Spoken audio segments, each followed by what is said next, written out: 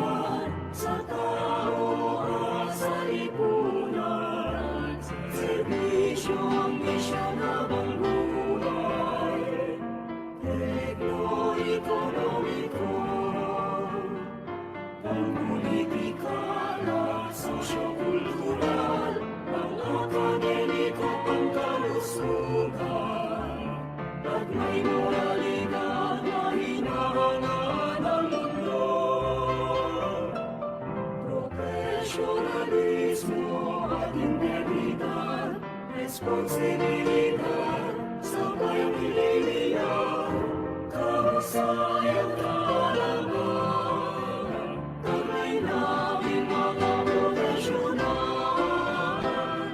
Profesionalismo at integridad, responsibilidad sa bayang hililiyan, kahusayang kaalaman, taglay namin mga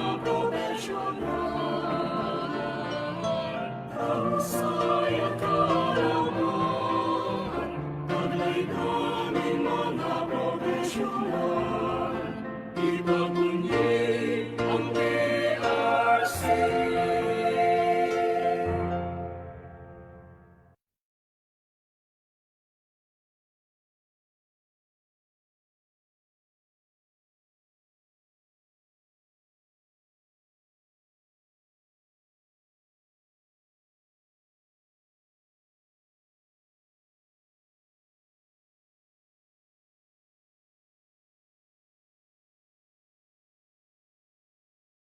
Hello. Yeah, okay. A pleasant morning to everyone. Greetings to our PRC dignitaries and staff, PFPA officers, presidents of the 4 component societies, and the presidents of the different APOS and IPOS, as well as to our professionals joining us in today's event. Welcome to PFPA's Professional Forum, entitled Role of Professionals in Healthcare Systems Improvement. To give his welcome remarks, let us welcome and listen to the President of the Philippine Federation of Professional Association, Attorney Dr. Charlie Ho.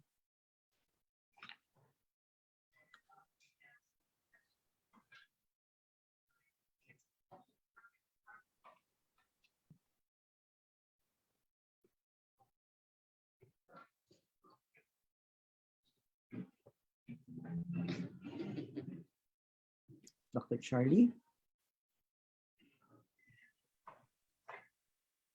Right.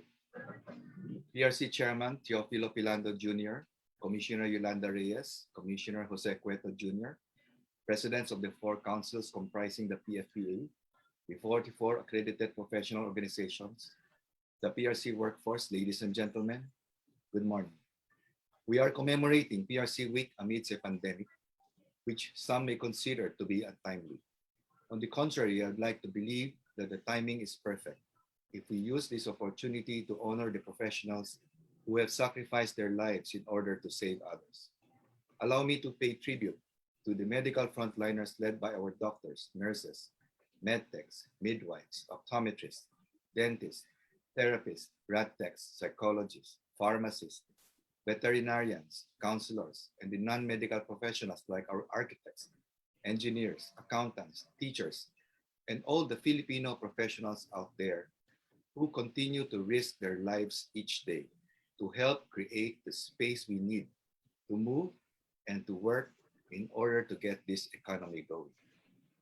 This pandemic has taught us expensive lessons, lessons paid for by the blood of our fallen heroes, who through their noble acts embody the ideals of a true professional. It will be unfair to these heroes if the PFPA will not complement these lessons with action. This forum, therefore, was not organized just to tell stories, but to call for all professionals' initiatives and collective action. Professionals have a role to play to improve our healthcare system. The PFPA hopes to use today's output to jumpstart a blueprint that will demonstrate the professionals' united front in joining forces with the government in times of crisis. I would like to welcome everybody to this forum and allow me to thank my colleagues in the PFPA for making this happen. President Engineer Fred Monsada of PTC, President Adonis Carmona of CBMP, President Joey Austria of CBNE, and President Patricia Gomez of COPA. Our special thanks goes to the Philippine Medical Association and President Dr. Benny Atienza. Maraming salamat po at magandang umaga sa inyo lahat. Thank you very much, Attorney Dr. Charlie Ho, as the president of our PFPA. So again, a pleasant good morning. I'm Patricia Gomez, the Executive Director of the Integrated Midwives Association of the Philippines. Partner kami ngayong umaga ni Dr. Mike as your moderator in this very important event, as mentioned by our president. And also greetings to our PRC dignitaries and staff, the PFPA officers, as mentioned, of course, also by our president, Dr. Charlie, and the different APO president or AIPO president, as well as to our professional joining us today in today's event. So to inspire us this morning, the person I think did no further introduction, as he is known by all professionals. However, it is my privilege to read the current and important positions he's holding right now. She's the chairman of the ASEAN Architect Philippines, also the chairman, APIC Architect Project Monitoring Committee, Philippine section, the chairman, Environmental Management and Cluster of the Multi-Sectoral Governance Council of the City of San Fernando, and the chairman also of the Commission on Higher Education Technical Panel for Architecture, Interior Design, Landscape Design, Fine Arts, and Environmental Planning in Education. Also the principal of the RIAS Design and Planning Architecture Philippines. Of course, ladies and gentlemen, all professional, a virtual round of applause to Honorable Commissioner Architect Yolanda Reyes.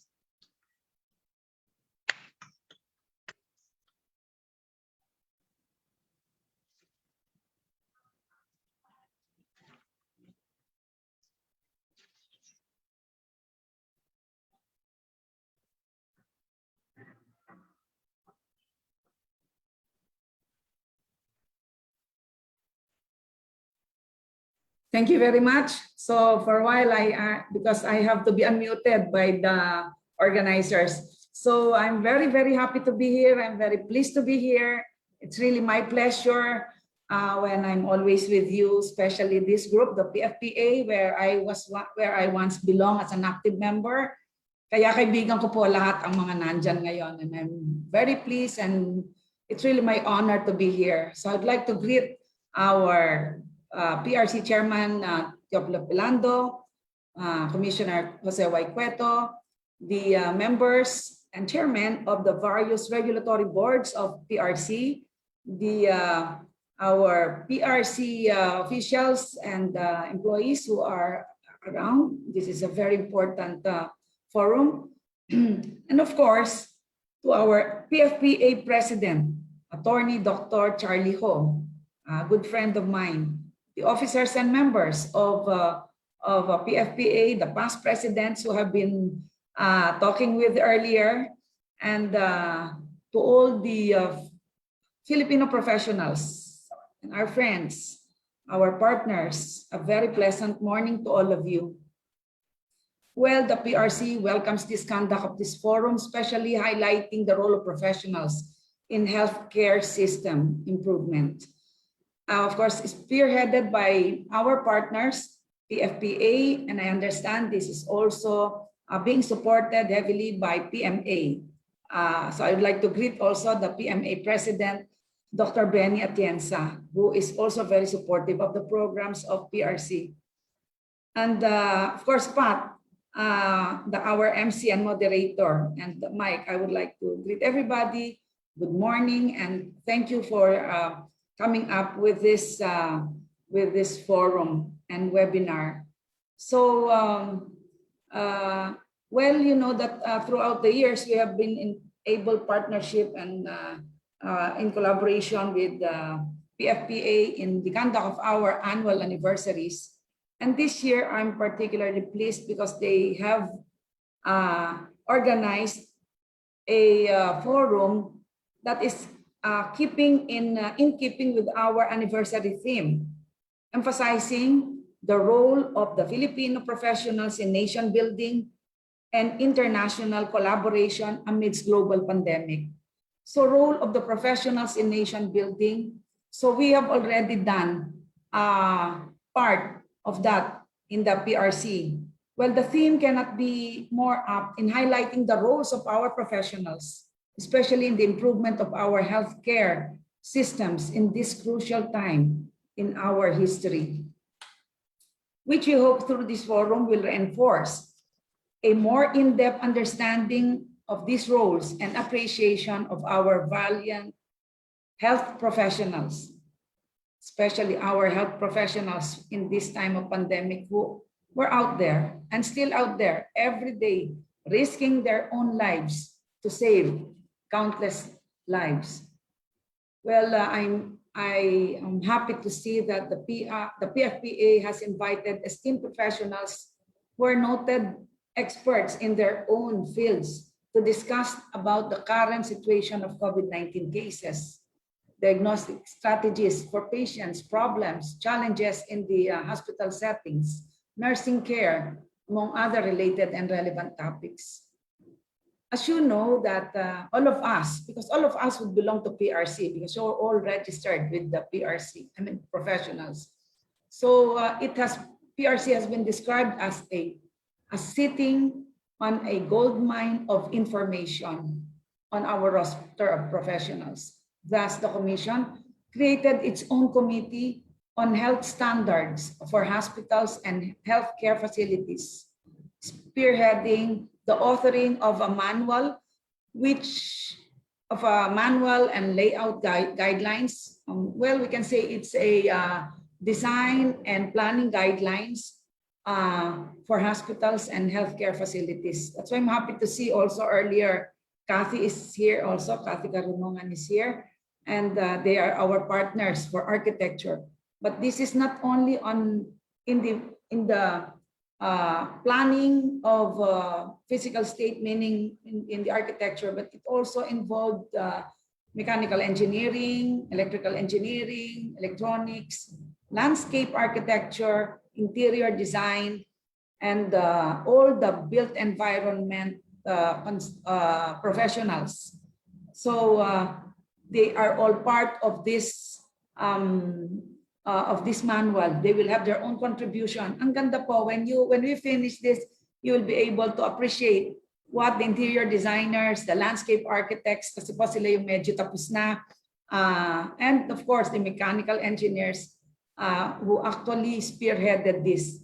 The mechanical board of mechanical engineering board actually proposed that the mechanical systems be distributed to all hospitals because they need upgrading on the because of this pandemic. So as early as last year, actually almost 1 year na ito in the making, we already agreed. No? Sabi ko, why not also do for architecture, for interior design? Ang ganda ng output nila. They came out on the materials that should be mga should na, no, the must implement interior design materials, the spacing and all that. Ganun din po sa iba. Sa landscaping, yung mga landscape architects natin, they came up with plants that are soothing, that will improve the health visually and even in all the senses. No? Kaya it will be a very nice manual, which will not be only for hospitals, but maybe for everybody to know also. And this initiative supports our PRC's own social responsibility and social protection programs. So meron po tayong social responsibility, and so this supports that. So we will this of course is an initiative to enhance the delivery of professional health services and enhance the regulation of professional practice towards protection of public welfare, health, and safety in accordance with professional regulatory laws and social protection pillar as provided in our Constitution. All right, and so watch out for this manual. And another thing that I would like to express here is that for the health workers, the least that we can do is to give them something that they would not demand or expect. As early as last year, I think May, we came up with 2 resolutions actually. One, the resolution 1239, which gives health workers and frontliners dealing with the pandemic challenges, like of course our frontliners in the health sector, our frontliners, those who have distributed food, those who have distributed equipment, PPEs, etc. They are given CPD points due to their the risk that they're giving. So meron po yung mga, you check out on your own professions CPD council resolutions. Check out how you will be given the credit points. I think the frontliners are given 45 units by the Council of CPD Council of Medicine, Nursing, mostly in the healthcare sector or cluster. And also recently, I just want to highlight those who are also providing volunteer work for vaccination, those who will volunteer to help the LGUs or the different agencies in their vaccination programs, like doctors, nurses. They're also given extra points for their volunteerism. That is part of the CSR program, and that is already part of your 1239 resolution that was issued by the commission. So this is the least that we can do. As I mentioned, tuwan-tuwa po kami na kahit papano we're able to participate greatly, especially in defining our roles in this pandemic and our roles in nation building. And of course, sinasabi rin natin dito, the overarching theme of this is also collaboration with our international partners amidst these challenges.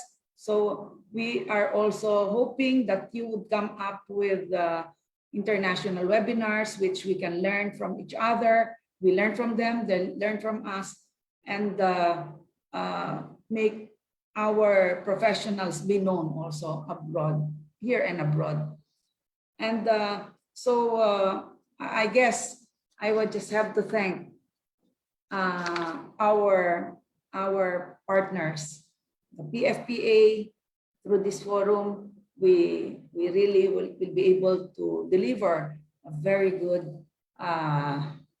program. I'm sure I saw the speakers, very impressive list of speakers. And so I would like to give special commendations to PFPA committee, the PFPA officers, and of course PMA and all our partners who are involved in this webinar. So with that, maraming salamat po for your presence and participation. Good morning, mabuhay ang mga Pilipinong profesional. Thank you very much, Commissioner Ma'am Yoli, for that very inspiring message and for also providing us with updates as to the endeavors of the Professional Regulation Commission. And I think more importantly, for gracing our event today. Thank you once again, Ma'am Yoli, for joining us. So let's move forward to our first session. And our first session will basically focus on some updates also on COVID-19 and home management. It is my great pleasure to introduce our first resource person. And our first speaker is currently a professor and at the same time an attending pediatrician at the University of the Philippines and Philippine General Hospital, respectively. She also serves as a member of the Department of Health Technical Advisory Group, the IATF Technical Working Group on COVID-19 variants, and the Interim National Immunization Technical Advisory Group for COVID-19 vaccines. Let us all welcome Dr. Annalisa Ong Lim to tackle the current situation of COVID-19 cases and provide insights on the home management of COVID-19. Dr. Lim, the virtual platform is now yours. Good morning, Doc Mike, and good morning to the PFPA. Allow me to please start off by thanking the team for this invitation. It's a rare privilege to have the opportunity to talk to so many different professional organizations. And it's really my hope that even as COVID seems to be something that is primarily with the responsibility of the health sector, we recognize the role of the different professionals in addressing this global health crisis. And I hope that even as I speak about solutions in the home setting for COVID, some opportunities for different professionals to participate in addressing this issue can be surfaced as well. So we know that the Philippines is in the middle of a health crisis. We have cases that have been exponentially increasing, particularly over the past 2 months. And the numbers that I'm sharing are about a week old. There's something going on with the DOH website, so I haven't been able to update these numbers. But I think this is about 1.32 as of today. And the scary thing is that at about the start of this year, mga February or March, we were still at about 500,000. So this doubling happened in the course of about 3 months. And if we're not able to find an effective solution for this problem very soon, we know that it will be a matter of time once more before our healthcare system is going to be overwhelmed. And in fact, it is something that continues to happen in many parts of the country, and even in areas outside of Luzon. Although our total cases are about 1.3 million, we do realize that most of these cases have recovered. We have about 60,000 active cases now. And each day, about 8,000 new cases are being added. I did allude to the fact that NCR used to be the center of the pandemic in the Philippines. We always had NCR and the contiguous regions 3 and 4A as our main contributors to the daily numbers. But unfortunately, the surge has now moved to outside of NCR. And among the leading contributors are Region 6 and Region 11. You will see in the bottom graphs that there has been a very steep rise in the past week or so, and the numbers continue to increase. And because the healthcare resources in those areas, of course, are also limited, particularly in comparison to NCR. What we may have been hearing 2 months ago about relatives or friends desperately looking for hospital facilities to be admitted is now the story that we're hearing out of these and other regions. We have had 20,000 or so deaths so far. And although this seems to be a respectable number, when we talk about a healthcare system that is really quite resource constrained, of course, we want to be able to continue to prevent more deaths. And these numbers are really very personal to us. I would dare say that hardly a family has been left unaffected. We will have known people personally, no, our friends, relatives, who are part of this statistic. And this really spurs us on to try to do something more to be able to impact the numbers. Out of the active cases, the majority are still composed of those who are mild and asymptomatic.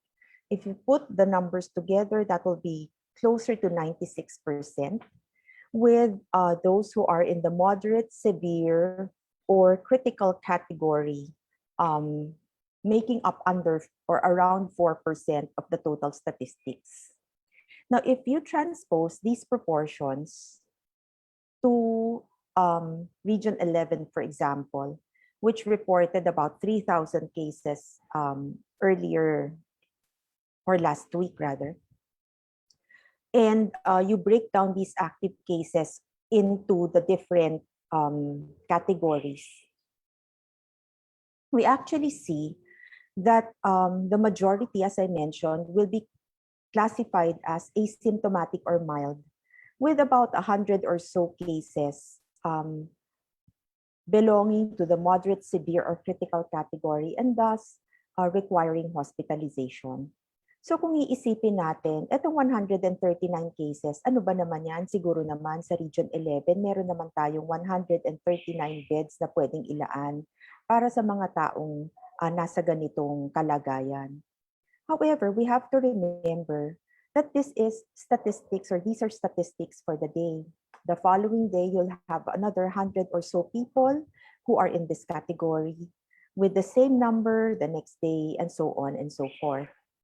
So not only do we have cases being added on a daily basis, you also have to contend with the fact that each cohort of individuals who are admitted will need to stay for a particular length of time, maybe typically about 2 weeks.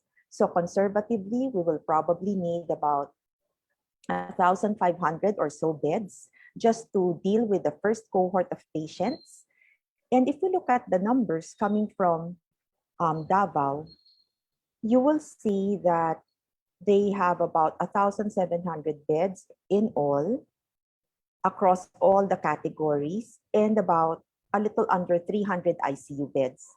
So if we think about this in the same way that we thought about NCR, or maybe we're thinking about Western Visayas, it's very easy to see how a surge will actually easily overwhelm healthcare capacities in our setting, and even in developed country settings, which have a lot of resources. No? So if we have been following the news, for example, from the US earlier in the surge, we also heard that they really had a very difficult time dealing with the patients that were coming into their healthcare facilities, and they really also faced a shortage.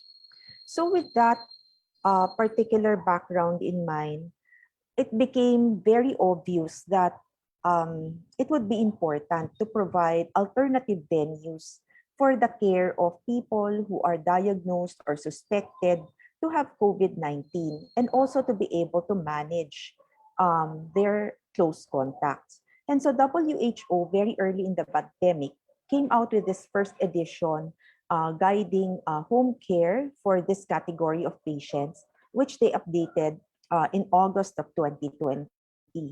Basically, they said that in the case of COVID suspects or confirmed cases, you can actually consider home care when inpatient care becomes unavailable or unsafe. However, it's also very important to take note of several factors when we make these decisions. And this will include, first, evaluating the status of the patient, second, evaluating the home setting, and finally, evaluating the capacity of those people who will be providing the care for the patient.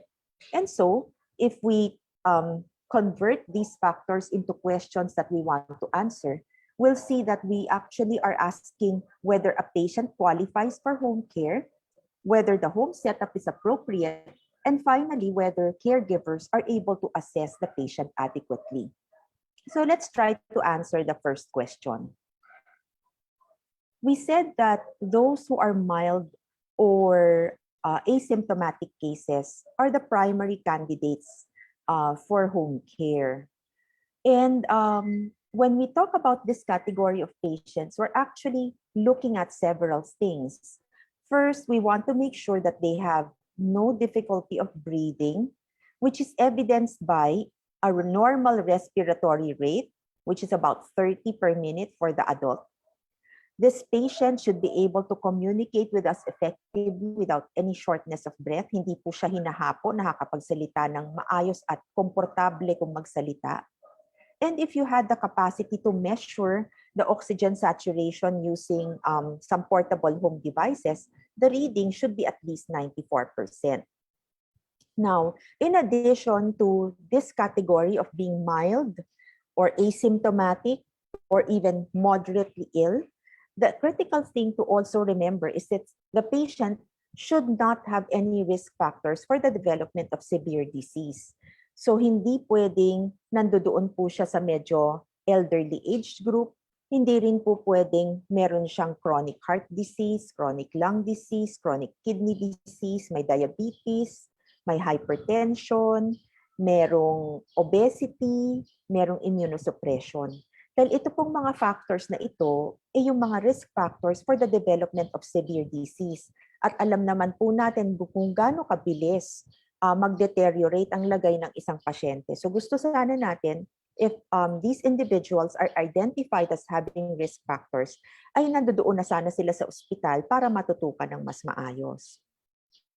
Now, in any case, kung napili na po natin yung pasyenteng asymptomatic or mild as based on the criteria that I mentioned, ang susunod naman po nating itatanong ay, kaya bang i-implement yung infection prevention and control measures sa kanyang pamamahay?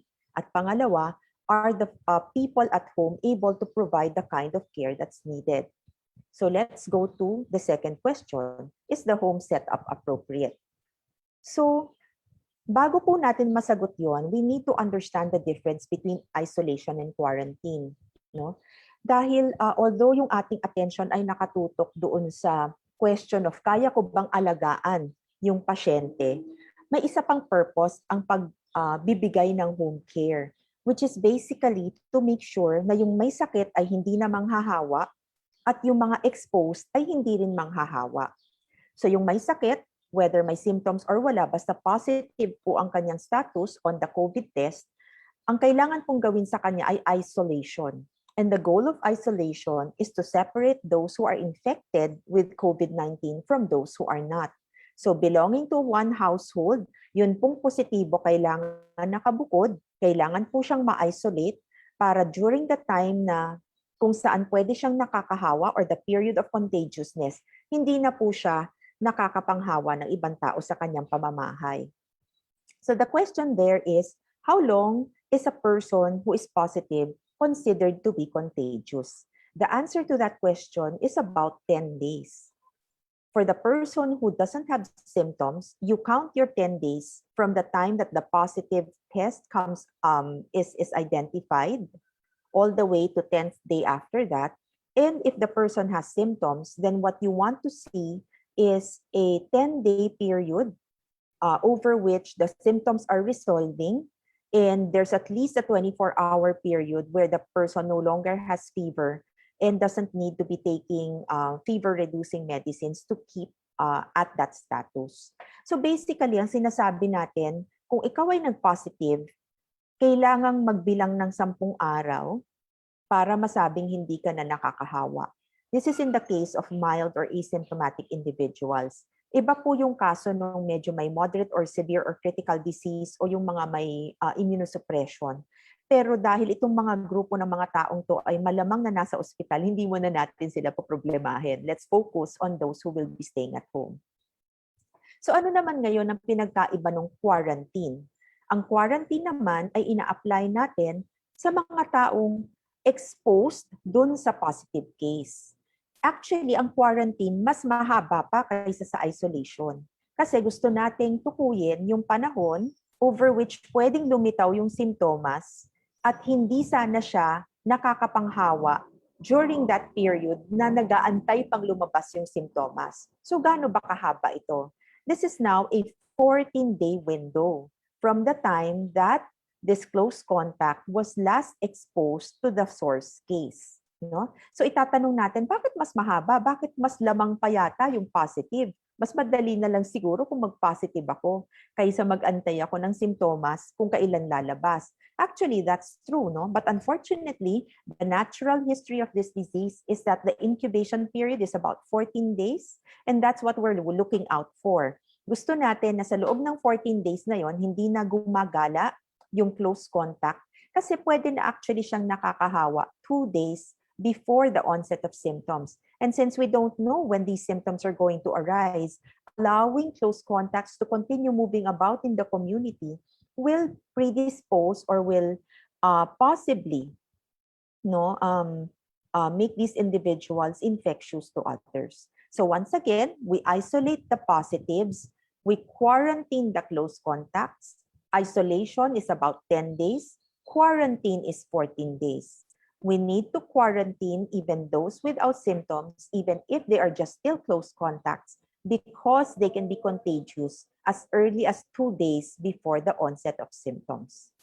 So if we have that background in mind, then we are able to understand easily why it's necessary for people to have a separate room and bathroom with good airflow, with the capacity to direct the airflow by keeping the door closed and ensuring isolation by providing this particular safety measure.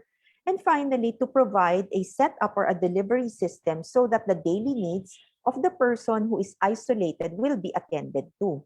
So typically, ganito yung setup na hinahanap po natin sa mga tahanan kung saan mag-i-implement tayo ng home isolation and ng home care.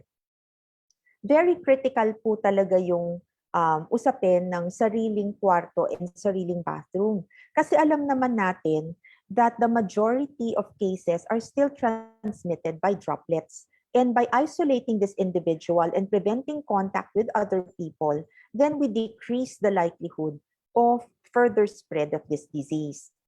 Recognizing also that airborne spread is a factor in transmission is really the reasoning behind making sure that ventilation or good ventilation should be in place. So dapat merong paraan na ma-assure natin yung ventilation dun sa kwarto kung saan natin paglalagihin yung pasyenteng nag-positive. Ang ideal patient talaga natin is somebody who doesn't really need a lot of nursing assistance or care, dapat kaya niyang alagaan ng kanyang sarili. And with that in mind, actually, hindi masyadong komplikado yung personal protective equipment na kakailanganin ng mga taong kasama nung may sakit sa bahay. Kasi malamang ang gagawin mo, tahatiran lang natin ng pagkain o mga pang-araw-araw na gamit, And the person is actually supposed to be able to fend for himself or herself. So for the contacts, ang kailangan lang siguro naka-face mask, naka-face shield, maaring may gloves no, kung kailangang i-assist ng bahagya yung taong may sakit. Pero other than that, everything else can be optional. Kasi matapos lumabas nung taong nagbigay ng assistance, maghuhugas na lang siya ng kamay, pwede siyang maglinis ng konti no, kung saan na-expose yung katawan niya, and that should be it. So I think no, if one of the things that's stopping a person from providing home care is the consideration of making sure all of this PPE is available, then it's not a valid issue. Kasi yun nga, sinasabi natin, ang pinaka-critical lang takpan ay yung mukha. Kasi doon pumapasok yung mikrobyo sa mata, sa ilong, sa bibig.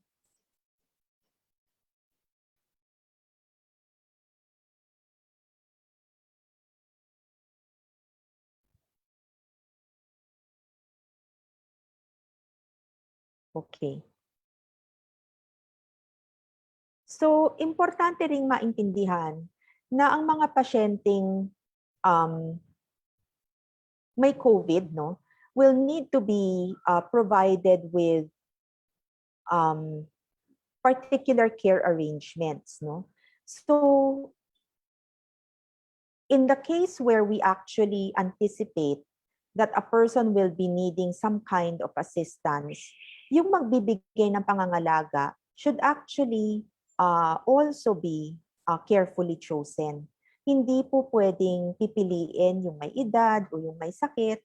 Kasi nga, kung sila yung nahawaan, mas matindi pa yung epekto ng sakit kaysa dun sa kanilang inaalagaan. Importante rin na we should emphasize infection control measures like avoiding direct contact with body fluids or washing hands frequently with soap and water, or also making sure that linens, utensils, clothing, towels, kung ano man yung pwedeng ma-infect no, ng secretions ng may sakit, ay dapat nakabukod at ginagamit no, only exclusively by the person who is sick. So, etong mga ganitong klaseng arrangements, they're typically not something we think about because kung na-hospital yung ating pasyente, these are stuff that their housekeeping, the hospital housekeeping will be taking care of. Pero dahil nga nasa ating pamamahay ngayon, ang ating mindset should be, saan ba ako pwedeng mahawa? Kung magkaharap kami, kung mahinga ko yung kumakalat sa hangin, or kung mahawakan ko yung pinagtilamsikan ng mga body fluids ng may sakit. So yun yung aking binabantayan. Hindi ako pwedeng bastang naghahawak ng surface nang hindi ako naghuhugas ng kamay. Hindi ako pwedeng basta-basta na lang kukunin yung tuwalya o pinaggamitan niyang mga linens at diretso ko nang lalabhan kasi pwedeng pag pinapagpag ko yan, lumilitaw yung secretions at pwede akong mahawa. Kung hinawakan ko yung surfaces, maari bang may mikrobyo dyan? Dapat nililinis ko siya. No? So these housekeeping day-to-day activities that we don't give a second thought to will now become our responsibility together with providing care for the patient himself or herself. No? So in addition to ensuring that we're protected, in addition to being careful about touching surfaces and items that the person may have contaminated, in addition to making sure that there's good ventilation, the other tip that I'd like to share is when we clean the surfaces, although there are many disinfectants available, commercial disinfectants available in the market, it's actually also possible to just use a diluted solution of household bleach, no, that you dilute according to manufacturer's instructions so that you can actually use this very simple home solution to be able to disinfect surfaces. Kasama na rin dito sa responsibilities no nagbibigay ng pangangalaga yung tinatawag na mga monitoring arrangements, no. So responsibility natin yung siguraduhin na maayos yung kalagayan ng pasyente and to anticipate kung sakasakaling kailangan na siyang mailipat sa facility. So that will be the next section that I will be discussing after sharing with you the suggestions for a home care kit. So we have PPEs like a face mask, face shields, gloves. You also need to be able to provide cleaning and disinfection supplies. And for the local brand of bleach, the manufacturer's instruction is rather 3 teaspoons, no? So this is, this is 3 tablespoons pala of bleach, 45 milliliters per liter of water. And you want to prepare this freshly every day because if it evaporates, it affects the capacity to disinfect, no? You also want to be able to provide some kind of recording document as well as a thermometer, maybe a BP device, particularly if the patient is already having some issues with blood pressure control, and also a pulse oximeter, which is something that looks like this, no? Kung available ito, mas maigi kasi mas madali nating i-communicate dun sa ating healthcare professional kung kumusta na yung estado ng ating pasyente. So the number to look at is here, no? The oxygen saturation, which in this case is 95. You also want to be able to provide the regular medications that the patient utilizes for fever, cough and colds, as well as their maintenance medication. So going back to this vital signs record, importanteng magkaroon tayo ng isang organized na paraan para ma-communicate yung lagay ng ating pasyente.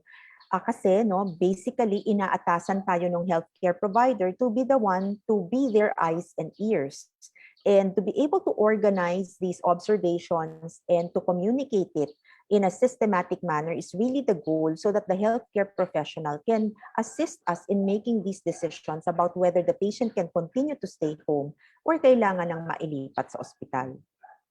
So this is now our next topic. Can the caregivers assess the patient appropriately? So sabi ng WHO guidance, it's important to ensure that the patient can be adequately monitored at home. And ideally, home-based care should really be provided by health workers. So ang pinakamagandang scenario is sana meron tayong healthcare professional na ating kakontak or pwedeng bumibisita sa atin sa araw-araw. And there should be lines of communication open between the family and the healthcare workers. So, ano ba ang tinitignan natin, no? Using monitoring devices and monitoring, recording the monitoring system at least once a day or typically 2 to 3 times a day.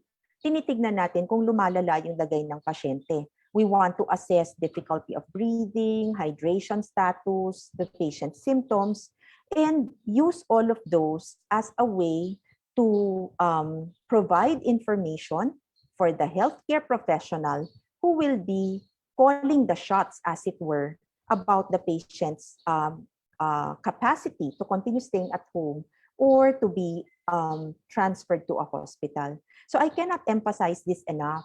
Kasi po, ang ating mindset typically kung merong may sakit sa bahay at tayo ang nangangalaga, tayo ang nagdidesisyon.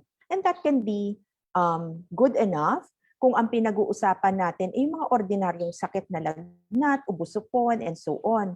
Pero dahil sa usapin ng COVID, napakabagong sakit ito, and we also have a lot of factors to consider, dapat talaga ang nagdidesisyon ay yung healthcare professional. And dito talaga papasok yung mga sistema na ginagamit natin ngayon, tulad na lang ng telemedicine, where we utilize these channels of communication, we provide the information, the healthcare professional gives us feedback so that we can make decisions about what to do next. So ang hinahanap natin ay yung mga emergency warning signs. And actually, hindi na dapat makarating dito. Kasi bago pa nakaabot dito sa pasyenteng naghihirapan ng huminga, may paninikip ng dibdib, nalilito or disoriented, halos tutulog-tulog, nangangasulang labi, dapat na-anticipate na ito ng healthcare professional na ating ka-coordinate at bago pa nakarating dito ay naabisuhan na tayong lumipat na sa ospital kasi mukhang palala na yung lagay ng pasyente. So, if there's such an emphasis on telemedicine or coordinating with healthcare professionals, saan naman tayo maghahanap ng ganito? So marami ng resources na available. Ang bawat syudad, within the NCR, they have COVID hotlines. And in fact, even before reaching out to the LGU, We can already talk to the BHERTs, no, yung ating barangay health emergency response teams who are provided with basic training and who have the capacity to link us with the health system within the LGU so that if we need facility care, pwede silang tumulong sa atin. Meron ding mga iba't ibang portals na in place, no? For example, ang Office of the Vice President, meron po silang Bayanihan e-Consulta that provides these free teleconsult services and that were heavily utilized during the surge, no, in the NCR. Likewise, si PGH COVID Telegabay continues to operate, and this actually focuses on providing telemedicine services for patients with COVID and provides assistance, no, to assess whether the patient can continue to be monitored online or needs facility care. Meron ding mga ganitong options, no, coming from healthcare providers, private healthcare providers. I just have 2 examples here. But all of the major hospitals have an online portal already. And critically, no, dapat talaga once magkaroon ng positive test, ito ang unang tatawagan. Either maghanap po tayo ng public provider or private provider at siya ang kapartner natin to be able to implement home care and assess and anticipate the need for facility care. Now, kung tayo ay napagsabihan na, o sige, pwede naman pala siguro sa bahay itong si tatay or si nanay or yung ating pasyente, how long do we expect to be providing home care? If you look at this graph, you will see that mild to moderate illness typically lasts anywhere from up to 10 days. And usually at about day 6 or day 7, you expect that the patient should already be improving. And in many cases, yun nga mga pasyenteng napipili natin for home care, very mild ang symptoms or kaya wala namang simptomas, kaya talagang pinalilipas lang natin yung panahon. However, kung nagkakaroon ng paglala ng simptomas, of course, kailangan itong ma-anticipate and kailangan talagang mailipat sa ospital ang pasyente para hindi naman tayo abutin, no, ng emergency bago pa tayo naghahanap ng paraan para maglipat. So I hope that this presentation emphasized that the majority of COVID cases are actually expected to be mild and asymptomatic. And in the context of low-risk backgrounds, home care is actually a very viable option. However, we need to be able to evaluate risk factors for the patient, the capacity of the home environment to provide a setting, an appropriate setting, and finally, for the caregivers, the family members, to be able to assess patient status before we finally make a decision for home care for the COVID positive patient. So with that, I'd like to thank you for your attention and turn you back to the moderator for the next presentation. Thank you very much, Dr. Ana, my co-BOT from the Philippine Foundation for Vaccination. So thank you very much, Dr. Ana, for giving us updates on the status of COVID-19 in the country, some important tips on how to take care of asymptomatic or patient that don't need the quarantine, only in the isolation or at home, di ba? And other relevant information on how to take care of ourselves, of not to be getting the disease. No, thank you very much, Dr. Ana. So for our next speaker, by the way, my dear participants, questions and answers will be entertained after all our speakers have presented their piece. And please do that, write that in our chat box. No? Thank you very much, Dr. Ana. So for our next speaker, he is a graduate of medicine of Fatima College. And for his specialties and relevant activities, a fellow in clinical pathology, a chairman, Quality Assurance Committee on Medical Center of Taguig, a chairman also of Hospital Blood Transfusion Committee of Santa Rosa Hospital Medical Center, a member, TWG Amendment to Licensing of Clinical Laboratories in the Philippines, and for his current position, she's the Chief Pathologist of Medical Center Taguig, Pasig Doctors Medical Center, Parañaque Doctors Hospital, and St. John Hospital, and of course, Dr. Nilo Roa Hospital. A board of director of Medical Center of Taguig City, and at the same time, the president of Philippine Society of Pathologists. So without much further ado, let's all welcome Dr. Roberto D. Padua Jr. on his topic, current diagnosis strategy for COVID patient or COVID-19 patient. A virtual round of applause for Dr. Roberto D. Padua Jr. Thank you so much. Good morning, everyone. Today I'm going to discuss about the different diagnostic testing for COVID-19 patients. It is very important for us to determine what is the right test to be done at the right time for us to plan the management of our patients. As an introduction, as you all know, SARS-CoV-2 virus belong to the coronavirus family with a single-stranded RNA with reverse transcriptase enzyme that makes it unique. It started in Wuhan, China in late 2019 as cases of pneumonia with unfamiliar etiology. It's believed to be transferred initially from animal to human, but nowadays it is well established that it is being transmitted to human. With regards to its pathophysiology, very important to take note is the attachment of the virus to the so-called ACE2 receptors in tissues. And the lungs is very rich for your anti-converting enzyme 2 receptors. So very prone to develop pneumonias. But other organs are also affected, like the heart, the vascular system, the CNS, the GIT, the kidneys, the bladder, and the testes. With attachment of the virus to the ACE2 receptor in tissues, they try to multiply and initiate immune responses.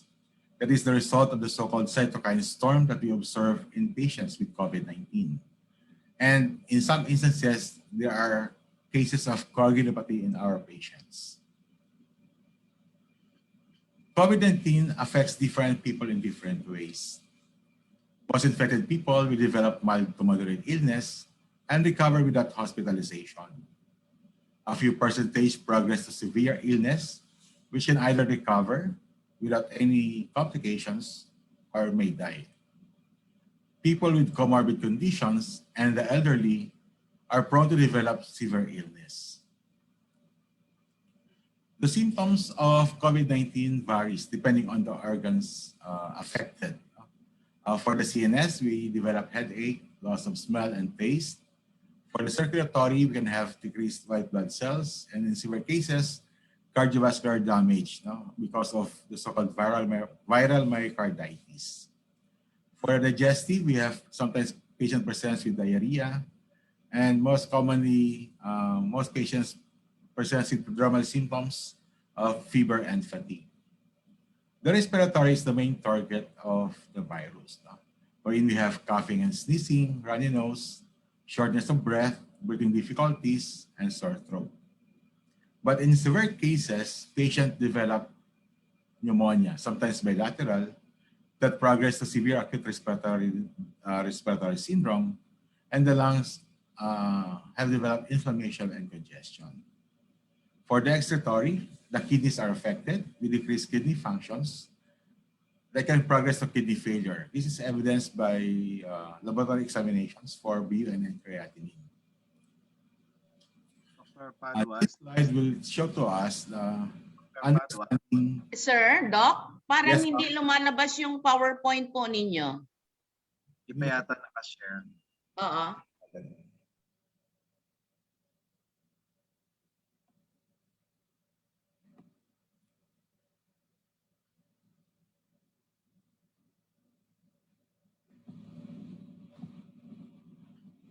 Nakita ba niyo ma'am sa screen? Hindi.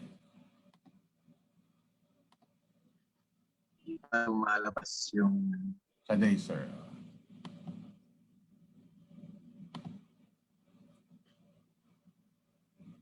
Share screen ko siya. Ayan, si Jepoy na po nag-share. Okay. Hindi nyo nakita yung slide. Okay, we'll just repeat na. Si Jeffrey na magana siya na magana. Siya na po. Magana ng slide.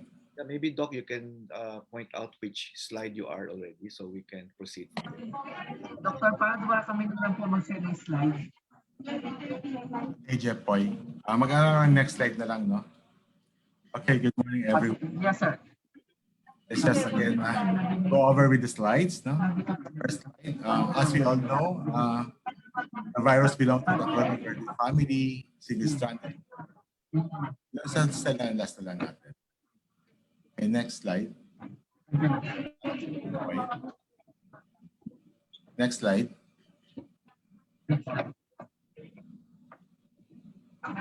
Okay. This slide usually shows to us the natural history or the usual progress of the infection. The infection usually starts when we have infection, exposure to the virus, and we go into the incubation period. During these times, patients are usually asymptomatic and testing cannot be done because most of the time they will turn out to be negative. The next step will be the symptom onset, within the period the patient is in the critical stage already. In the first week of the illness, usually patient test positive for the RT-PCR antigen. But for the antibodies, it develops longer, about 2 to 3 weeks. No? For the IgM, and about 4 weeks for IgG. So the testing should be decided based on the presentation of the patient from the time they are exposed to the time they manifest signs and symptoms. Next slide, please. For COVID-19 testing, we detect usually 3 components. No? One is the virus, the antibody, and the antigen. Next slide. For the virus, we have mostly the molecular testing. And this is being done by your RT-PCR, which usually amplifies the nucleic acid present in the sample. Most commonly, the specimen are the nasopharyngeal and oropharyngeal swabs. And the role of this molecular testing is for initial diagnosis of SARS-CoV-2. For serology testing, we have the antigen and antibody. For the antibody, we have the lateral flow assays and ELISA. And the specimens are serum, plasma, and whole blood. The role of this one is for population screening, identification of convalescent plasma donors, and assessment of immunity for the antibody. Just recently, again, we are testing for the antigen. This is the component that is being introduced into the body to produce the antibodies. The third part are the biochemical monitoring of patients.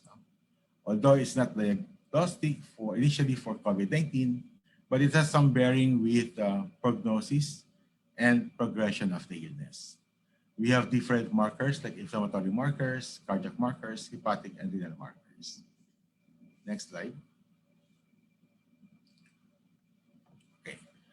Gold standard in the diagnosis for COVID-19 is by RT-PCR.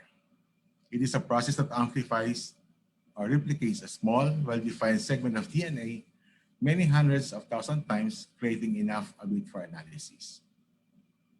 And at the current setup in the Philippines, we do it the RT-PCR, which uses reverse transcription to convert RNA to DNA, and then uses PCR to amplify the DNA, and that is the one being detected. Next slide. Okay, the RT-PCR usually, the conventional takes you around 3 to 4 hours for the result to come out. No? But there are so-called rapid RT-PCR testing. One of these is your Gene Expert instrument, the one being used for TB diagnosis. No? So it's highly specific and sensitive for the detection of SARS-CoV-2, and the result can be out in 45 minutes to 1 hour. Next slide. The other one is the BD-MAX, no? And it is usually a high throughput real-time RT-PCR test. And it's a qualitative detection of nucleic acids of SARS-CoV-2. Next slide. The rapid antibody test. At the start of the pandemic, we experienced right and left requests for rapid antibody tests. No? And it detects the presence of patient-generated antibodies against SARS-CoV-2. There are 2 types of antibodies being detected. First one is the IgM, which is the first to appear and indicates recent infection. The second one will be the IgG, which usually are generated later in the course of infection and showed higher affinity for the target antigen. This is now being targeted now for the so-called neutralizing antibodies, especially for post-vaccinated individuals. Next slide. The rapid antibody test kit uses the principle of lateral flow immunoassay, which qualitatively assess the presence of an analyte from a patient sample. The DOH doesn't support the use of rapid test kits because of its low sensitivity. And as we experience, we have so many false negative and false positive results. The one being recommended is the machine-based assay, which is a quantitative assay of the antibodies. And this uses ELISA or CLIA, or chemiluminescent immunoassay, is highly sensitive and high throughput. Next slide.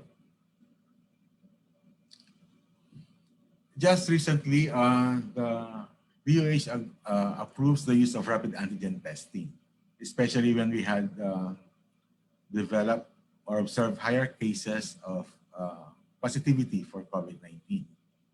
It is a part of the pathogen that elicits an immune response. It usually looks for the antigen proteins from the viral surface, the so-called surface spikes, and this contributes to overall COVID-19 testing capacity.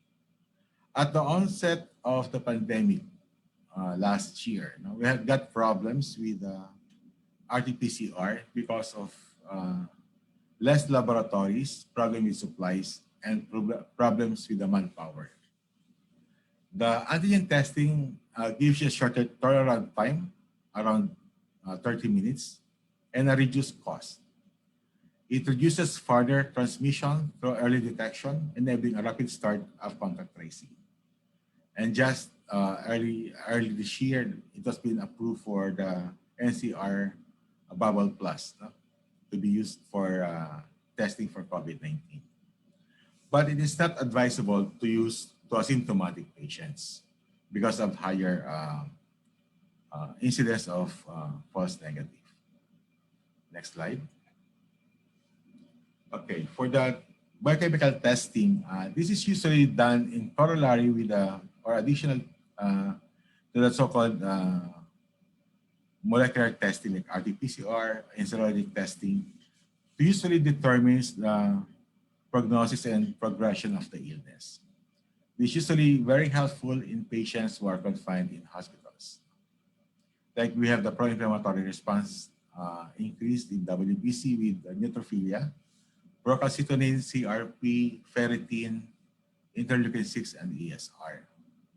But consequently, you have the so-called lymphopenia, decreased lymphocyte count, decreased eosinophil count, and decreased platelet count. Progression to multi-organ damage or failure are usually monitored using the different parameters in the liver. We have the liver enzymes, AST, ALT, GGT, total bilirubin, and LDH. For the cardiac and coagulation, because of the increased incidence also of coagulopathy, we have your D-dimer and prothrombin. For the cardiac, we have troponin I, NT-proBNP, myoglobin, and CKMB. For the kidneys, with regards to involvement of the kidneys and progression to renal failure, we can observe increasing level of your creatinine and your blood urea nitrogen.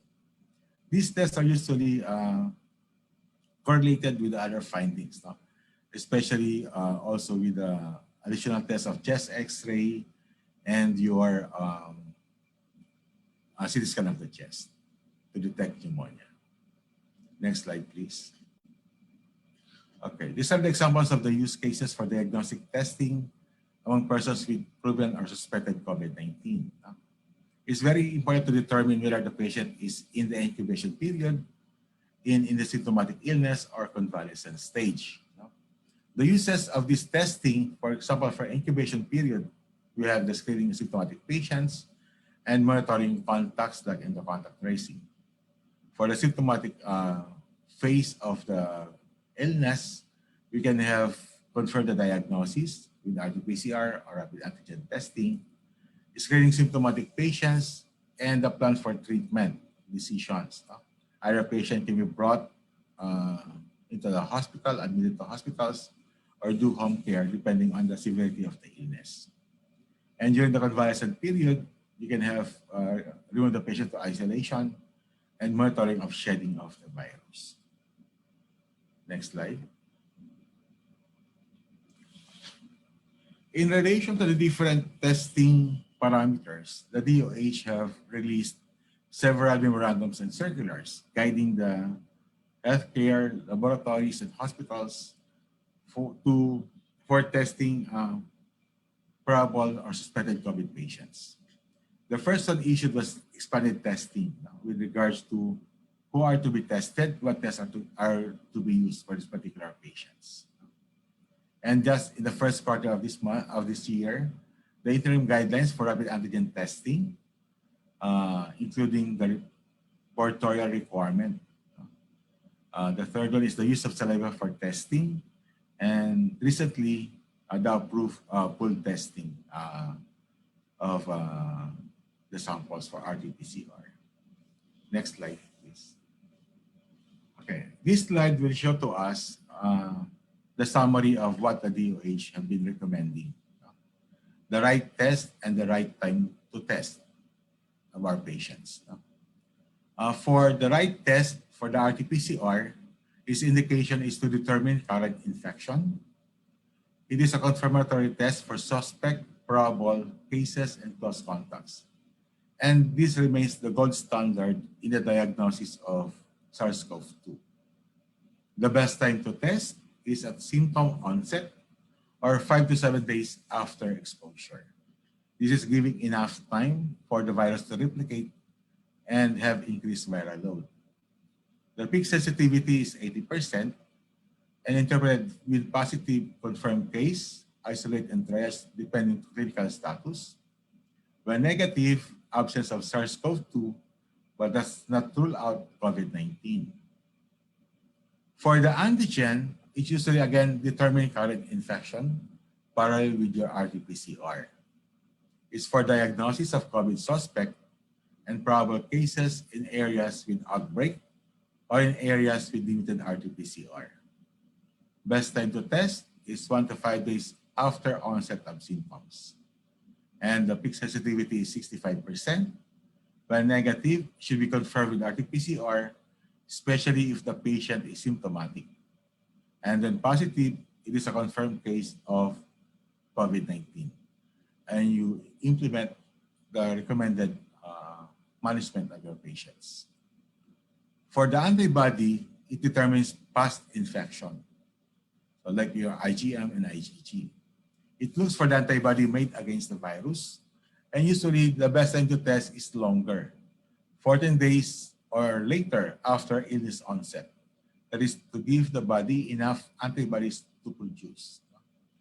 The sensitivity is high, 95 to 99% if you use the machine-based ELISA, CLIA, or ECLIA, since they are not recommending the use anymore of your rapid antibody test kits because of low sensitivity. For positive, it requires past or recent infection.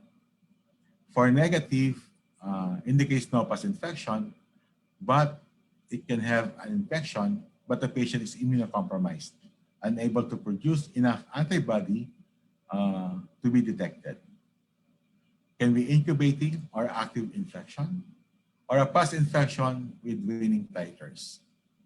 Okay, next slide. The next issue by the DOH is the use of saliva testing. But nowadays, we see that only Red Cross have been testing for saliva, and the other molecular labs were not yet testing for saliva. This is because of the requirement of the DOH that FDA-approved kits with validation results for saliva use conducted by RITM. Still, the standard specimen is the NPS and nasopharyngeal swab and oropharyngeal swab, and saliva should only be used for NAAT-based test and not for antibody and antigen. And one requirement there is COVID-19 laboratories shall conduct in-house verification of the new saliva-based RT-PCR methods prior to testing. So yan ang requirement po natin. Kaya at this point in time, it's only your Red Cross allowed to do that because they have done their own validation already. Next slide. Okay. For the society, the Philippine Society of Pathologists to contribute to help in the pandemic, they come up with a proposal for a study. This came up in the third quarter of last year. We have problems with molecular laboratories. We have only few molecular labs. We have problems with reagents and test kits and the manpower requirement. So the PSP undergone or took a study with regards to pool testing. Next slide. Okay. The pool testing was been recommended, number one, to address the possible surge in number of new infections, need for certain groups of workers to be tested on a regular basis in view of the use of your rapid antibody test kits, need for patient testing to prioritize access to invasive and surgical procedures. Next slide. The pool testing mainly targeted asymptomatic population because for symptomatic patients, it's not, it will not give you any savings at all because most of the time, symptomatic patients will turn out to be positive. So the target population for this one are the high prevalence communities, healthcare workers with low risk exposure, workplace testing, border testing for inbound foreign travelers and returning residents, overseas deployment of OFWs, returning OFWs, frontline government workers like police, military, and immigration officers. The purpose of the pool testing is, number one, to test more at a lower cost. Okay. Next slide, please. Okay. This was the algorithm recommended by the PSP that all individual samples should be grouped together and as a testing is done. If the sample is positive, you can have the stage 2 divide them, or if you get a small sample, you test them individually. Still savings can be obtained. Next slide. Okay. Sample size are determined usually by the country prevalence rate. At our research, we have recommended at least less than 10 prevalence rate, but in some areas it's usually higher. Available statistics are with the DOH and literature models that we have referred to from study abroad. Next slide. Okay. This is the sample for pool testing. If you have 10 samples, you test all of them. You can divide them into two. After you test them, because it will be positive, then all the negatives should be released, and with the positive samples, it should be tested individually. So with this particular test, you save at least 50% for the PCR. Next slide. Next slide, please. Okay. The result of the study, the recommendation is pool of 5, which showed significant savings. And the sensitivity of the testing was not significantly affected by dilution of the specimen. Okay, next slide. Okay. Because of the increasing incidence or surges of cases in the first quarter of this year, the Philippine Society of Pathologists have come up with a statement, strategic testing to assist in managing local COVID-19 outbreaks. Since the Philippines is currently experiencing a sudden surge in COVID-19 cases, it is very important for us to test more and isolate those that are infected and treat those with symptoms. Next slide, please. Okay, this is the algorithm for the LGU, which is usually coming with lockdowns. That we test individual, do contact tracing, test them, and if they are positive, isolate. If they are negative, you test them again after 5 days to be free from any isolation. For those who got positive and symptomatic, depending on the gravity, severity, they are being admitted to hospitals for mild symptoms. They are up to do home care. But very important for us in the community is to test more, to test and cover most of the individuals in the community to determine the positivity rate and prevent the infection, reinfection rate. Parang it's some sort of the cycle. Please remember that the most dangerous spreaders are the asymptomatic individuals. Okay, next slide. One very concerns now is the presence of the so-called SARS-CoV-2 variants. We have variants of concerns that usually have been out of the news in the different countries and even in the Philippines. Why do we have variants? Because the virus usually undergoes mutations. Parang they wanted to change their conformity to be not detected, to be more aggressive and infectious. We have identified several variants in other countries, and we have there in UK, in North America, South Africa, and in Asia. And these variants are usually highly infectious with increased transmissibility and sometimes causes severe illness. Sometimes patients are asymptomatic, but if you do other testing like chest x-ray, they showed severe pneumonia. Genomic sequencing is being done to detect these variants of concern. And usually in our country, it usually takes about 3 to 4 weeks before you can get the full sequence of the variant of concern. And not all specimens are tested for genomic sequencing. Meron criteria lang po ang Philippine Genome Center kung alin po yung mga i-test for genomic sequencing. In other countries, they have already employed the use of diagnostic screening PCR, especially for variants, suspected variants. This can identify the variants at a shorter period of time with a machine and the kits usually dedicated to detect the variants. So what can be the problem of these variants, the possibility?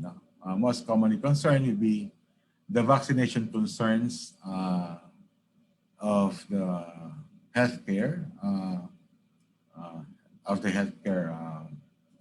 structure natin, because some of the vaccines may not be protective to the so-called variants. Just recently in Indonesia, there have been more than 300 individuals. We have been fully vaccinated but developed COVID-19 or got reinfected. This can be in the form of the variants infecting them. So those are the concerns. For the pool testing, the society have already trained more than 40 laboratories to do pool testing. And currently we are training 22 more at this time to do pool testing. Before, the problem with pool testing is the tight regulation of the DOH. But just recently, the DOH have approved pool testing with the use of test kits with verification first with the RITM. So when you do pool testing, of course, you can test more at a lower price. Kasi medyo masyadong mahal po ngayon ang RT-PCR, and usually it takes a longer time before you can get the results. So at least that's the end of the lecture. The next slide, please. Okay, thank you very much for listening. Sorry for the technical problem that occurred. Thank you very much, Dr. Padua, for that very enlightening discussion, particularly on the existing or current diagnostic strategies for COVID-19, and for showing us the comparison of the serological, molecular, and biochemical strategies, the pros and cons, and its usage, utilization. Also, we also appreciate highlighting the different memoranda, algorithms, and the various and other pertinent documents wherein we can actually view and read more on this. I have seen a question directly addressed to you. This will be entertained later on as we finish first all our presenters and panel of reactors. So thank you once again, Dr. Padua, for joining us in today's session. Moving forward to our second to the last presentation for today, that will concentrate on the various problems and challenges of hospitals during the COVID-19 pandemic. Our speaker is a physician lawyer, and currently our medical legal consultant is the medical director of the Bernardino General Hospital. He is also a former president of the Philippine Medical Association. He prepared actually a recorded presentation. So let us watch and listen to his presentation, and let us give him a warm round of virtual applause for Attorney Dr. Bu Castro. It is an honor, and I would like to thank the joint forum of the Philippine Medical Association, Philippine Federation of Professional Association, and Professional Regulation Commission for inviting me to share my thoughts in this forum of 2021 with the theme, Role of Professionals in the Healthcare System's Improvement. As required by the Philippine Medical Association, with the Code of Ethics of Medical Profession in the Philippines, let me make my disclosures in case of conflict of interest in connection with my presentation. I am assigned specifically the topic, Problems and Challenges in Hospital Settings during the COVID-19 pandemic. And we know that the COVID-19 pandemic has impacted hospitals around the world. Many hospitals have scaled back operations, and this has medical consequences for the people served by the hospitals. And there are consequences also for hospital operations. Health and social systems across the globe are struggling to cope up with the pandemic. The situation is especially challenging in humanitarian, fragile, and low-income countries like the Philippines, where health systems are vulnerable.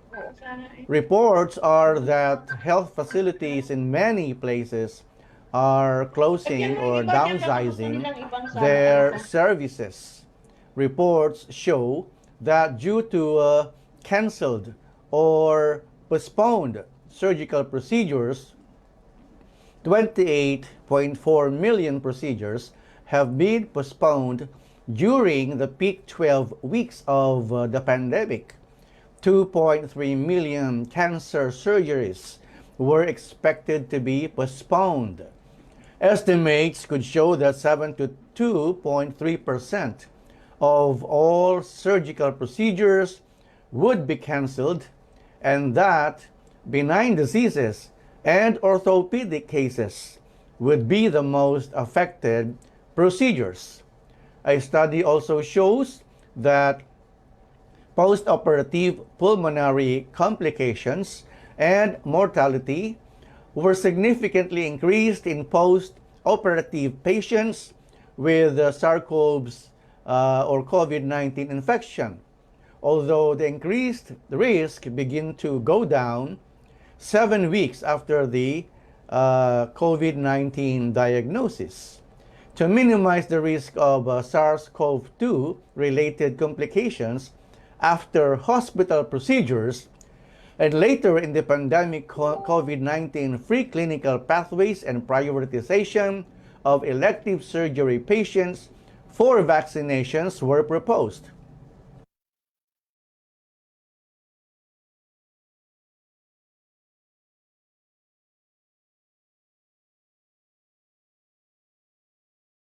Association, Philippine Federation of Professional Association, and Professional Regulation Commission for inviting me to share my thoughts in this forum of 2021 with the theme, Role of Professionals in the Healthcare System's Improvement. As required by the Philippine Medical Association, with the Code of Ethics of Medical Profession in the Philippines, let me make my disclosures in case of conflict of interest in connection with my presentation.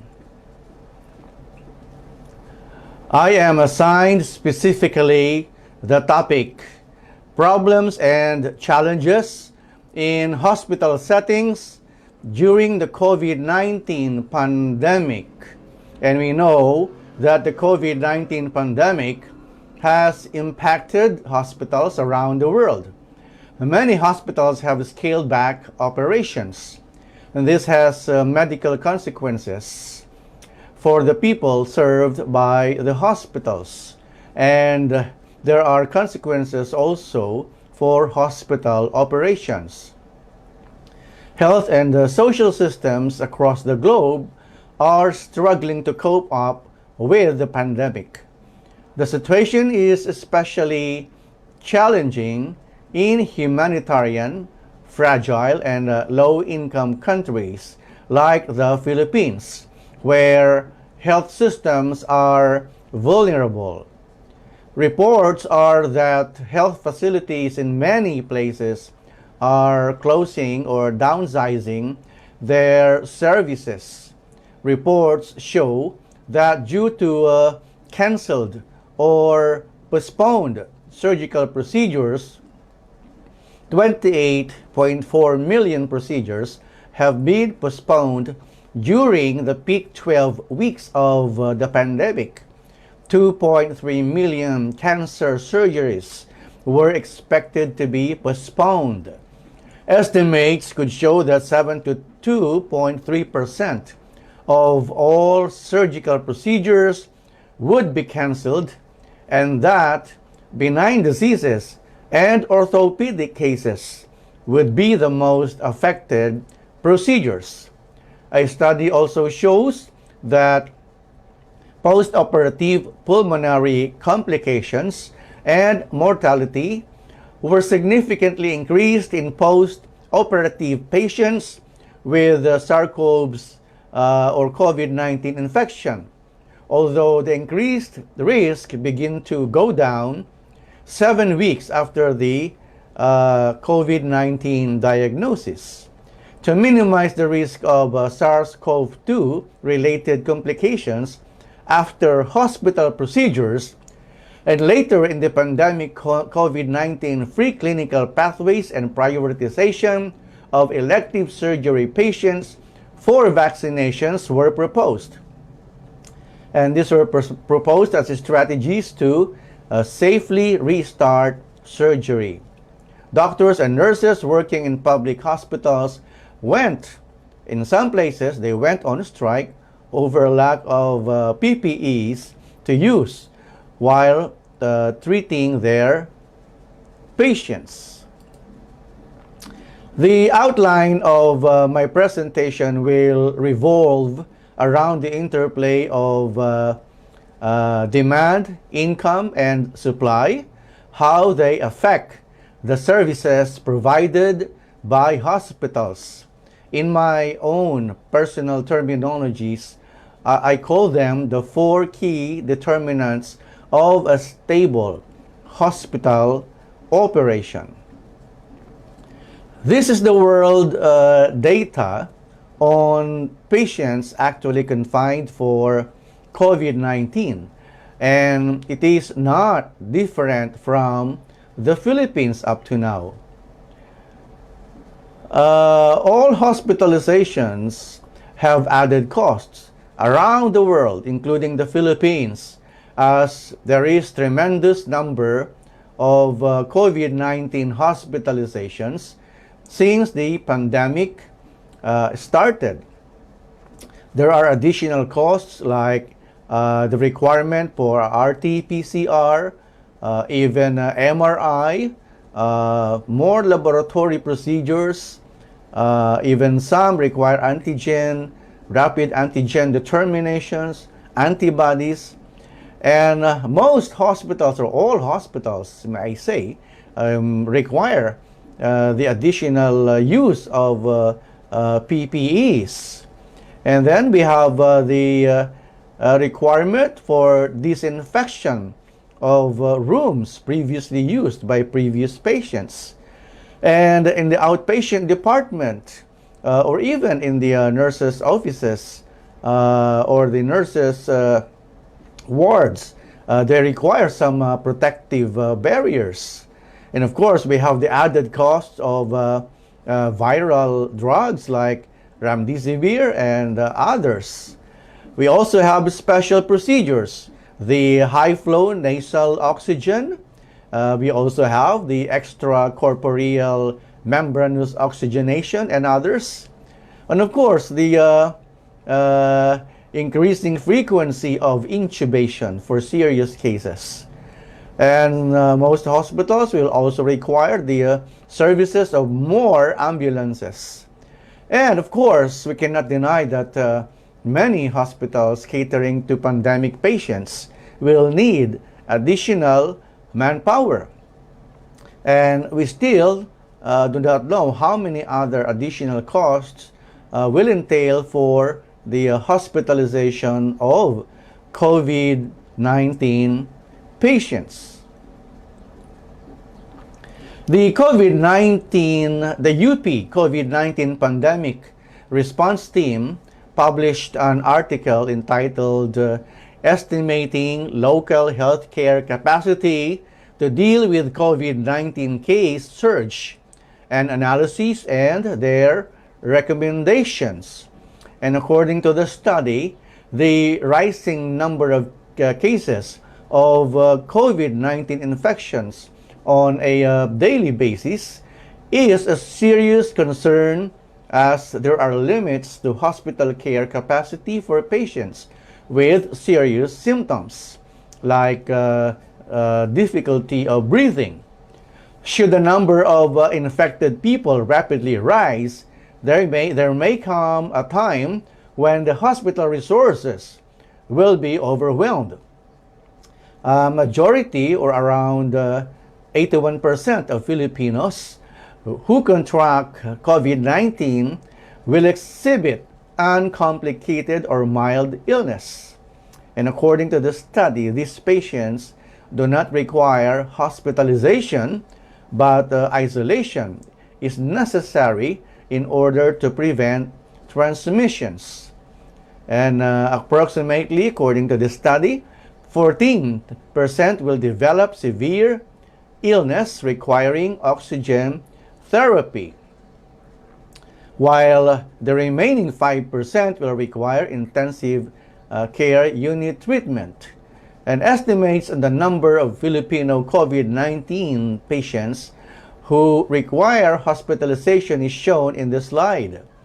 In a scenario at the peak of the COVID-19 crisis, where a COVID-positive person can infect two others, or what we call the reproduction rate, our simulations show that about 51,933 Filipinos will need hospitalization, and approximately 13,194 of whom will need ICU treatment. Outside of Metro Manila, the biggest bulk of severe and critical patients would come from regions 3. You can see region 3 here, region 4A, and region the Calabar Zone region. And then we have the Region 6. And then the Region 7. That is the Central Visayas.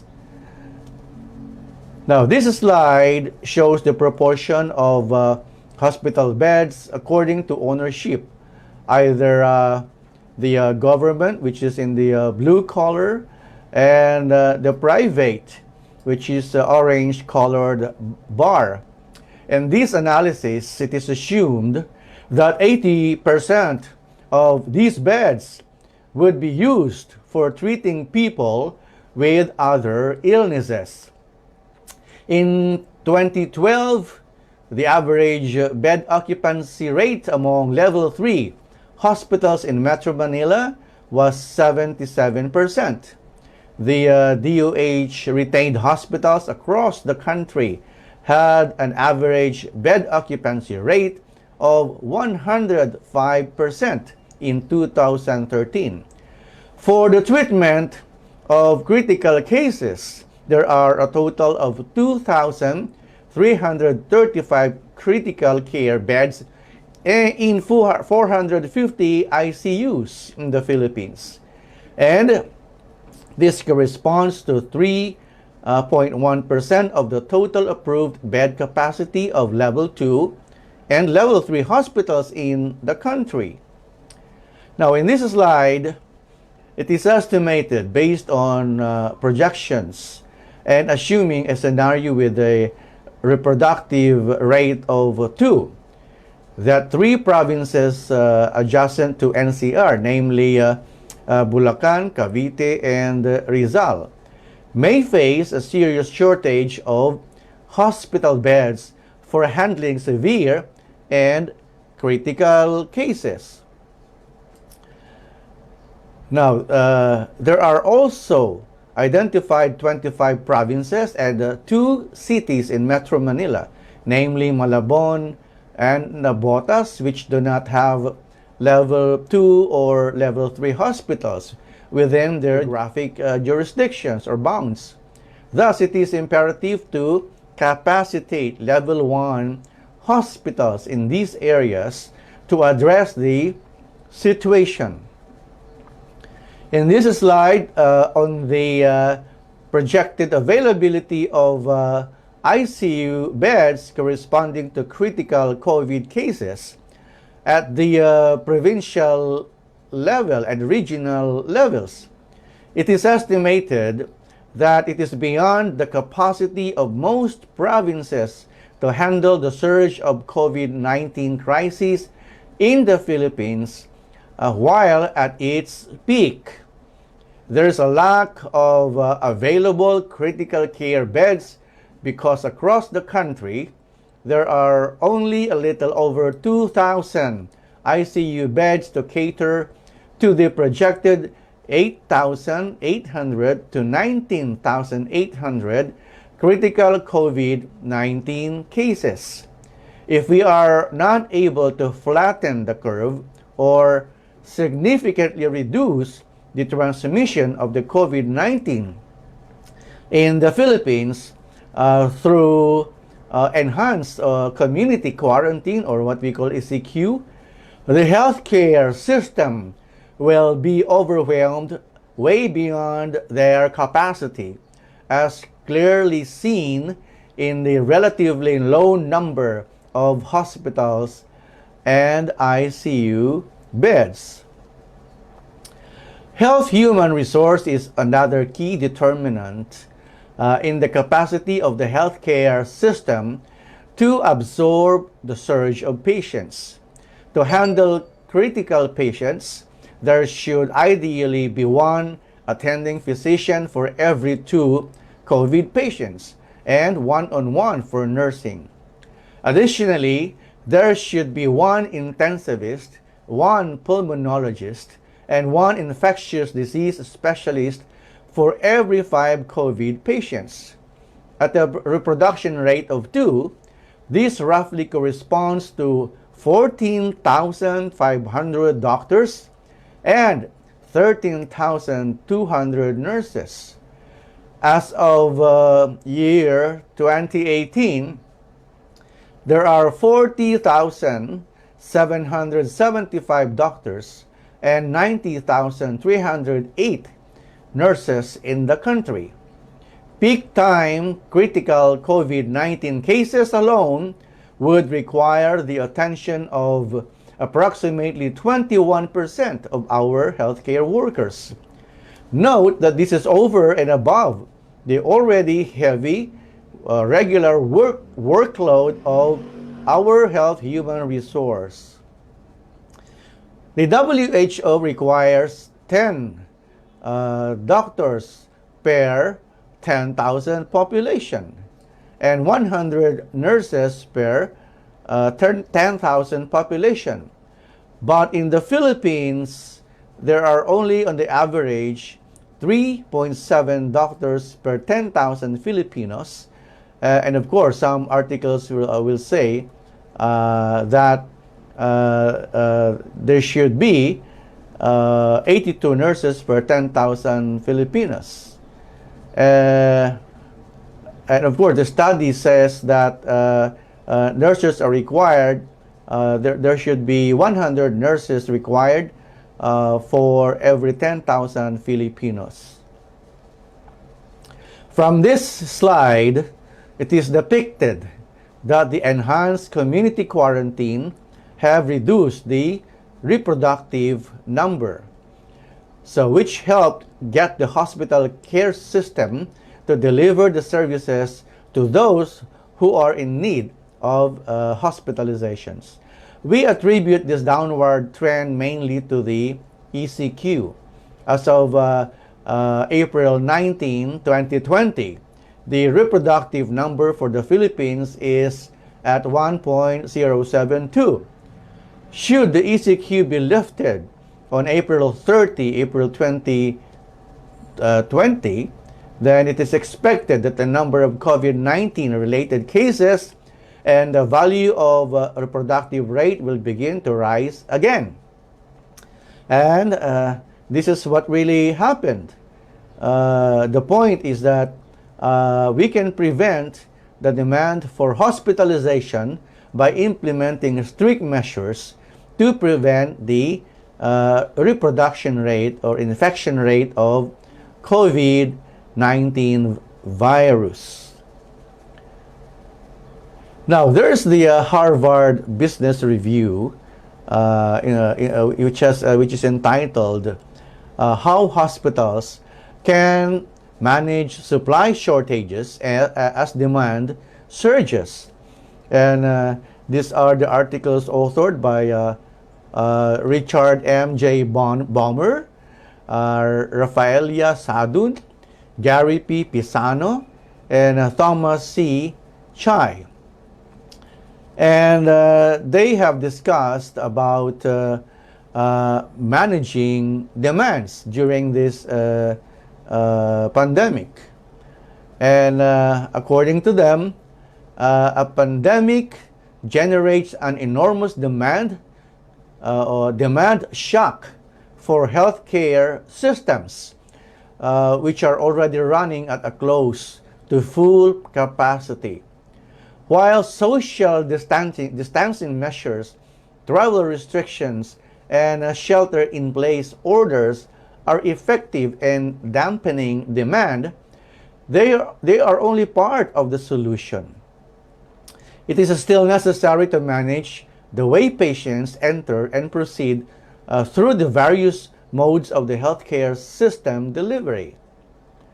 So managing flow means proactively shaping how, when, and where among these nodes patients receive care, patients who are both infected and uninfected.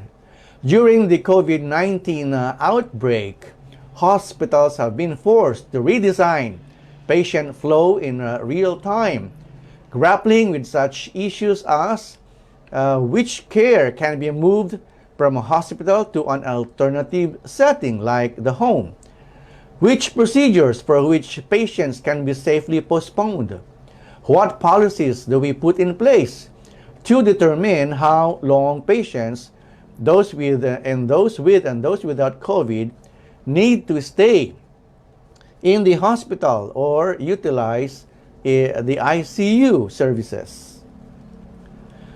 According to them, to alleviate the system congestion, healthcare managers should follow two principles. And number one, be aware of systems interdependencies and unintended consequences. Healthcare systems are composed of many interconnected points of care, and the demands across them are not independent. For example, a demand for baby delivery rooms, sparse demand for postpartum and neonatal care. System interdependencies mean that changes in one part of the system can generate unintended consequences. For instance, a study of ICU care by Diwa Singh, Casey, and Christian Terweisch found that as ICU reached full capacity utilization, physicians responded by shortening the length of stay for patients. And this early discharge strategy indeed worked to open capacity in the short term. However, there was an unintended consequence. There was increased bounce back or readmission rate to the ICU, thus increasing demand for the ICU and effectively reducing peak ICU capacity. The general implication of this study is to be careful not to inadvertently make a bad capacity situation worse by diverting patients from specific points of care. Postponing broad swaths of routine care, a strategy being pursued by many hospitals today, could create similar false economies if some patients will then require more intensive care later as a result of the postponement.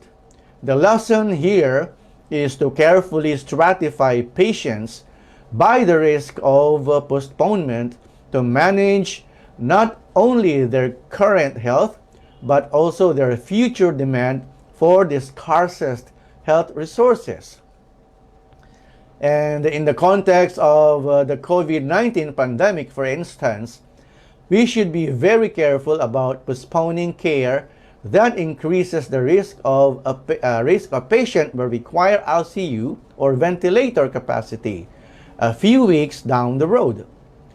The acute shortages of ICU capacity and ventilators due to COVID-19 related demand is a big enough problem. We should not make it worse by making it poor choices about how to treat patients who are not infected by COVID-19. And number two, forecast short-term demand must be considered. So when demand is exploding and systems are overwhelmed, it may seem futile to make the effort to forecast demand a week or two out. After all, what difference does it make if a system is overutilized by 25% or 50%? But when systems are overloaded, small week-to-week differences in case loads can have a big impact on a hospital's utilization of its resources. Therefore, while no forecast is perfect, having some visibility into short-term future demand provides hospitals and other care sites the opportunity to plan patient flows proactively. There is now enough data from around the world on COVID-19 infection rates and this impact on care providers for local providers to make perhaps rough but sufficiently useful short-term forecasts taking into account population density, social distancing policies, the daily testing rates that can be achieved, the time it takes to process the test, and so forth and so on. The group also discussed some points on how to manage supply problems and shifting bottlenecks. Managing demand needs to be complemented with effective strategies for managing the supply of resources needed to care for patients. Obviously, not an easy task when dealing with a highly contagious disease like COVID-19, but it's crucial since not doing so can trigger vicious cycles as we have already observing or experiencing. COVID-19 cases increase demand for tests and for more manpower. The increase in demand for tests initially results in test shortages and of course resulting to testing backlogs. Staff need protective gears both to perform tests and to treat patients. So not surprisingly, increases in patient flows create shortages of masks and other protective equipment. This means not just focusing on existing bottlenecks, but also identifying future potential bottlenecks. In other words, again, forecasting and addressing them before they materialize or become acute. Dealing with acute shortages means identifying the root source of the shortage and focusing efforts to expand or leverage available supply. Because staff is a critical resource of almost every phase of healthcare delivery, protecting their health should be the number one concern or priority.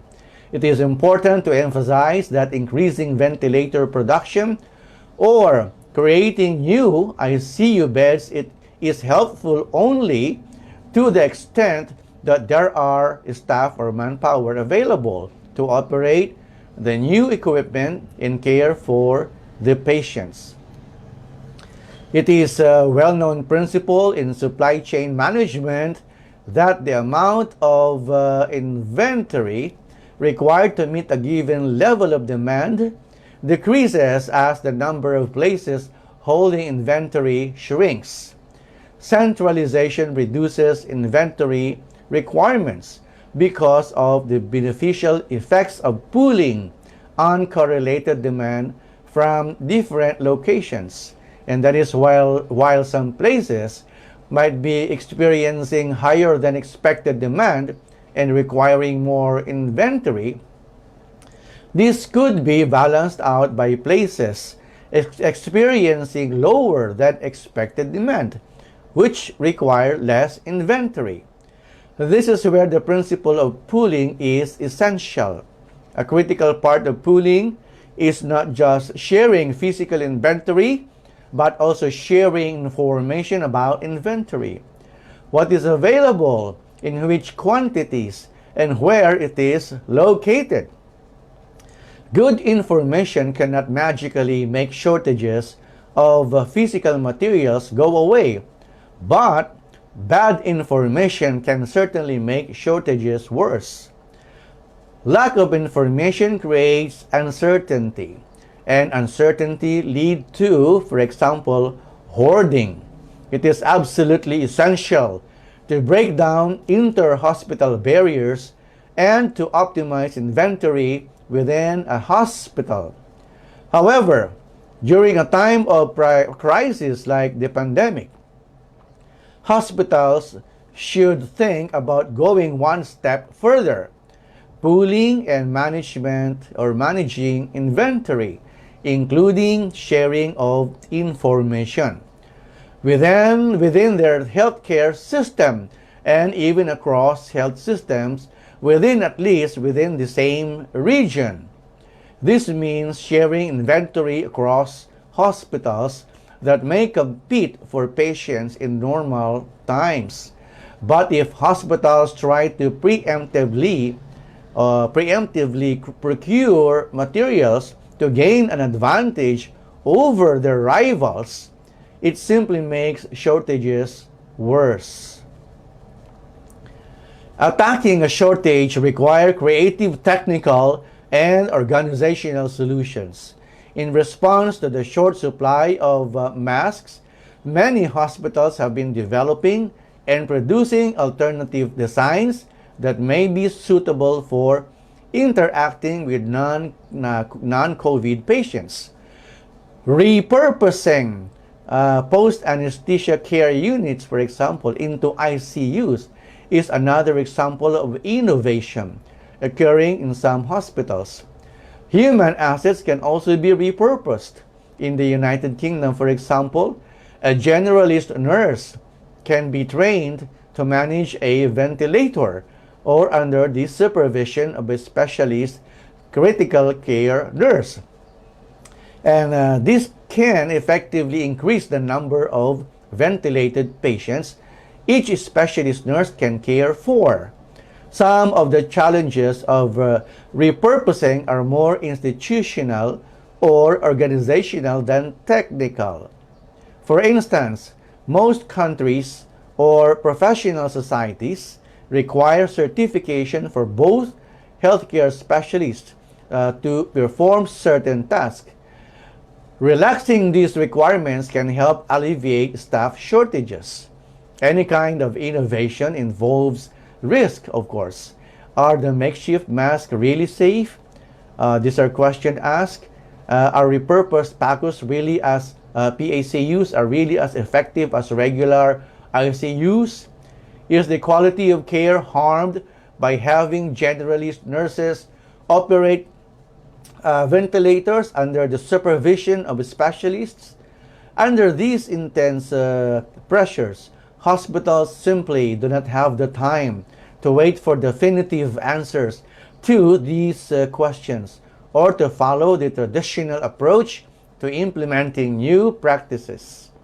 What is needed is data, collected, analyzed, and shared in real time to provide insights about what is working, what is safe, and what is not. Hospitals and providers need to experiment with new approaches, but they also need to share information candidly so that others can learn and that everyone can make the right mid-course corrections. Good information is fast feedback loops that can accelerate the learning needed to identify, implement, and diffuse innovative approaches. Then what do we know about information, fast decision making, and learning? The COVID-19 crisis is testing both the medical and managerial competences of healthcare systems throughout the country. Dealing with the operational strains created by this crisis requires coherent, comprehensive, systematic efforts that span both demand and supply forces. And how do we do this?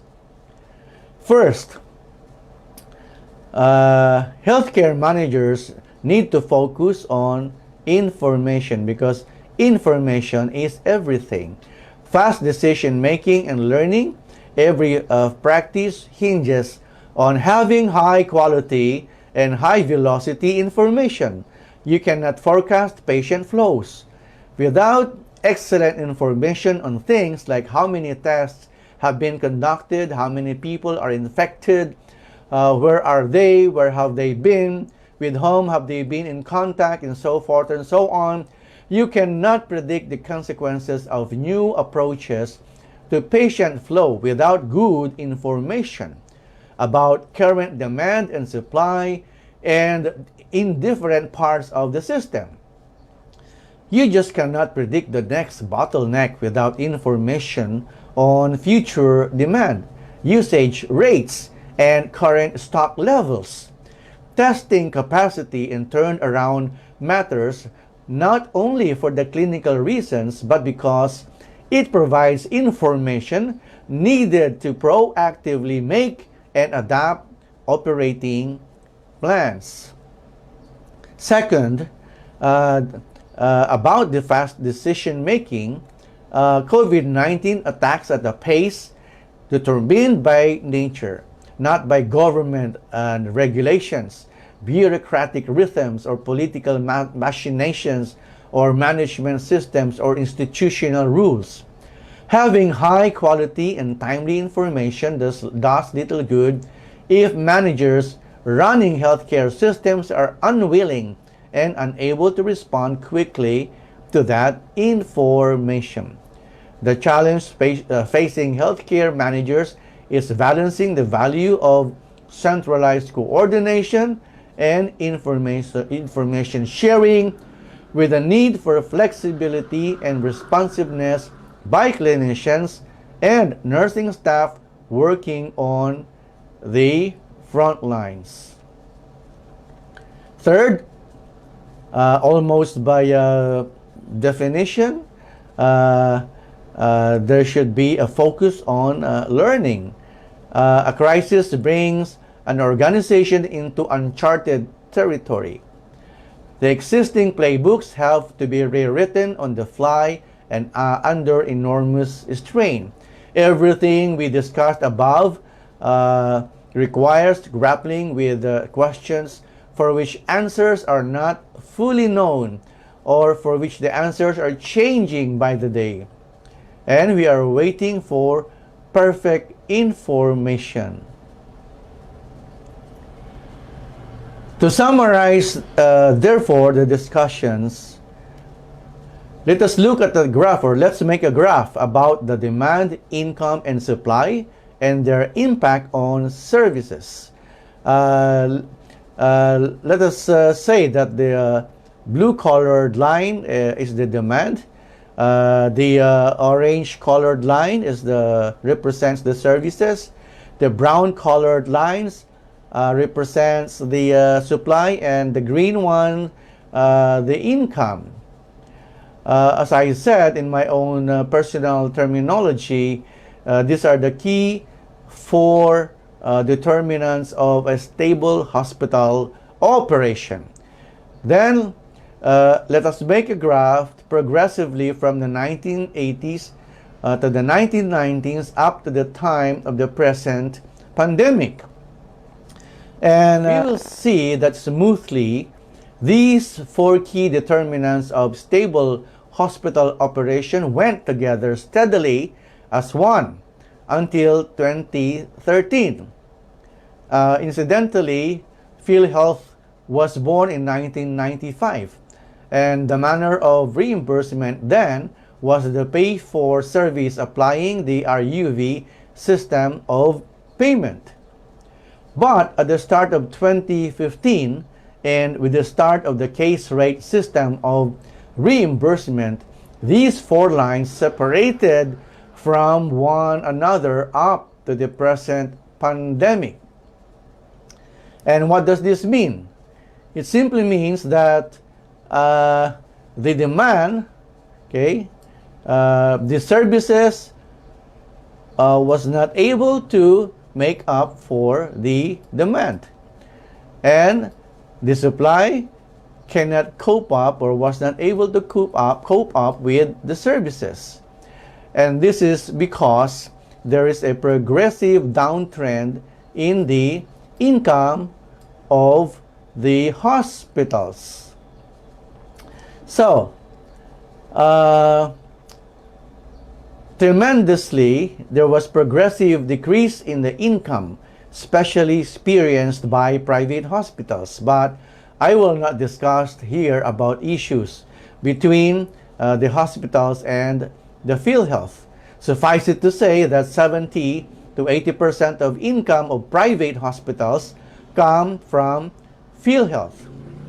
And of course, there was a substantial decrease in the occupancy rate of hospitals by 50 to 70%. Some even stopped their inpatient services, and some even applied for lower bed capacity. So, in summary again, as far as demand, services, supply, and income are concerned. So, for the demand, demand is due to unabated COVID-19 cases. And we still have to confront the additional seasonal diseases. And still we have emergencies. I'm referring to non-COVID patient emergencies. And of course the usual non-COVID cases. And as far as services is concerned, services depend upon the supplies, because if there's less supply, therefore there is also a diminution in the services. And of course, services also depend upon manpower. The less manpower that we have, the less we can do service in terms of hospital service. And of course, the levelizing or levelization of hospitals from level 1, 2, and 3, we know very well that level 1 cannot attend to moderate to severe cases because they have no ICUs. And of course, when we talk about supply, this also depends upon of course, first the availability of the supplies, because of the scarcity of supplies brought about by less production worldwide. And also relevant is the income. The less income the hospital has, then the less supply for the hospital service. And of course, very importantly, for private hospital, of course, there are two sources of funds for hospital income. For the government, we have the government hospitals. Aside from PhilHealth, we also have the funding from the government, the national, and then we have the LGUs funding their local hospitals. And the private hospitals, unfortunately, they only derive their income from private sources. Mostly in the private, the income from the payer of the national insurance program, which is it happens to be the PhilHealth. And again, in summary of the discussions, so to lessen the demand, innovation is the keyword. So we have to learn from our existing quarantine programs, our home isolations, and as discussed previously, the advantages of reducing hospitalizations.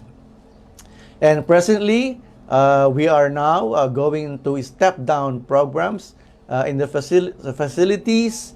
We started this with Quezon City, which also is step-down programs for home care management of COVID cases. Of course, it is the wish of private hospitals to allow private purchase or procurement of vaccinations. And then we have, as far as services are concerned, many hospitals have what we call skeleton duties. So as not to expose at one time, at one moment, all their staff or manpower.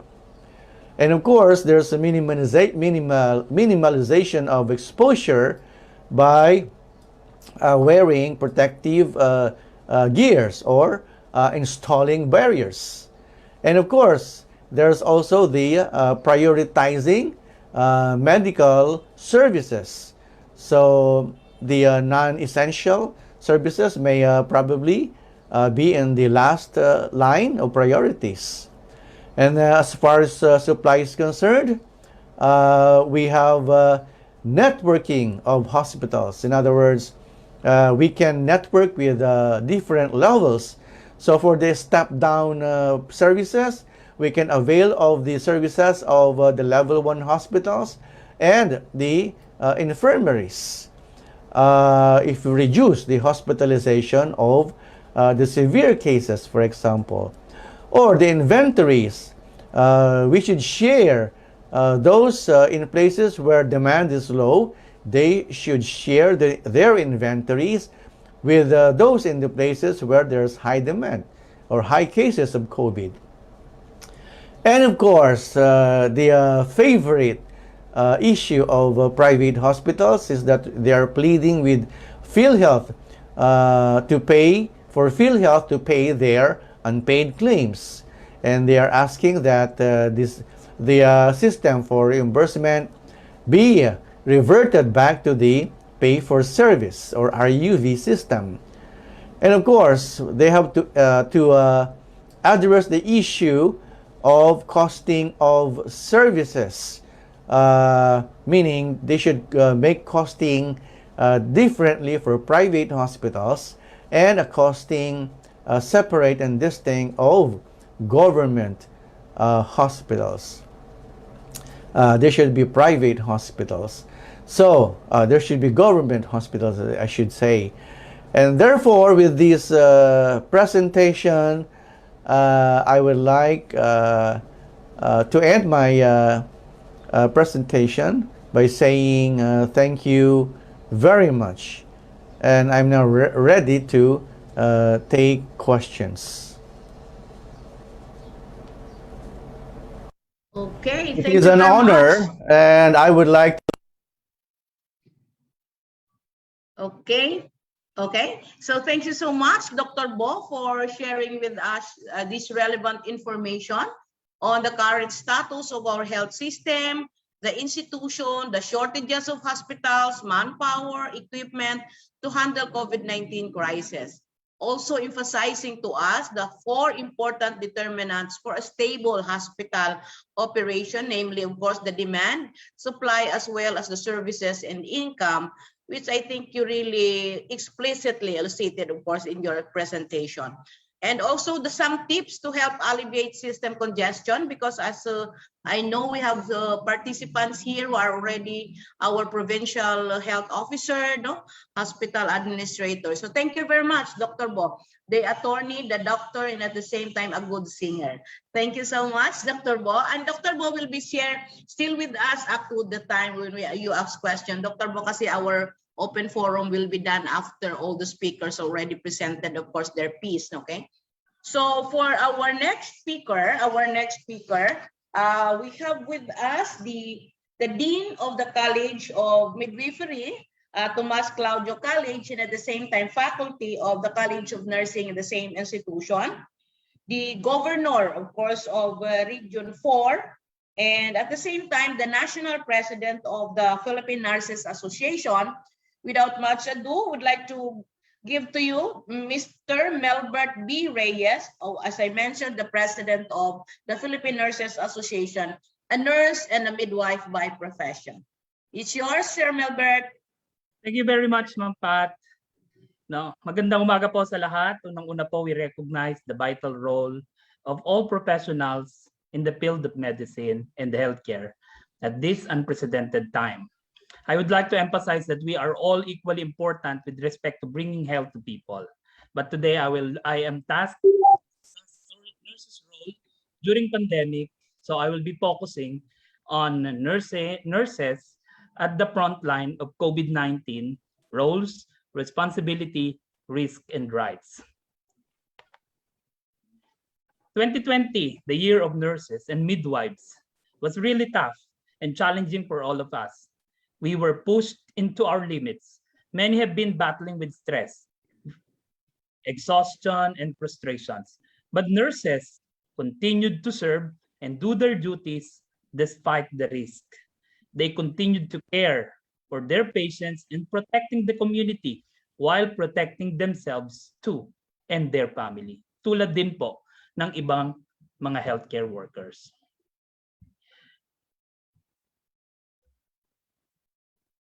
What are the roles and responsibilities of nurses in this time of pandemic? Basically, because caring is the essence of nursing, it plays a critical role during the COVID-19 pandemic. Nurses plays a critical role during the COVID-19 pandemic. And what is that critical role all about? Nurses care. Sabi nga ng isang nursing leader, nurses are the care specialists. Nursing is a work of heart. Kaya may mga heart po dyan. Nurses believe in the saying from Mother Teresa that it is not how much you do, but how much love you put in the doing. So let me enumerate our role using the word care.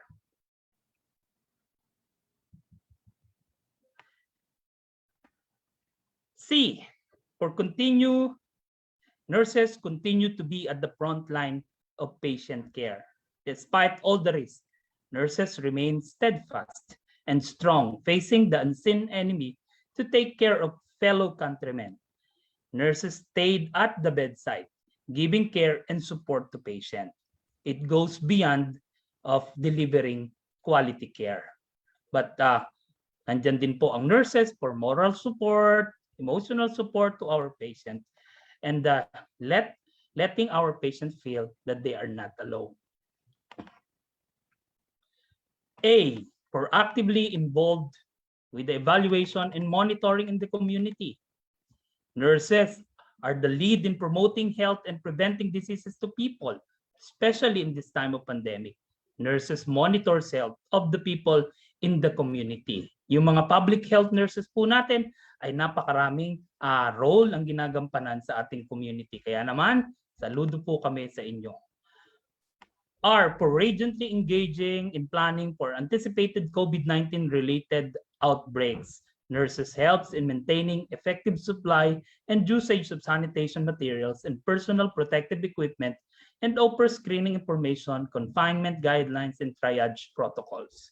Kaya naman po, we support the movement of the Department of Health to come up with the Chief Nursing Officer, and hopefully soon, magkaroon tayo ng Chief Nursing Officer, because nurses are needed, like midwives and other healthcare professionals. We are needed at the top or national level of decision making.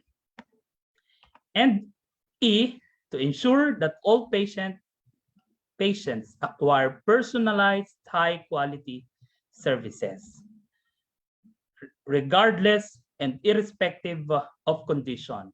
As an advocate, nurses ensures that patients should be given a patient-centered quality care.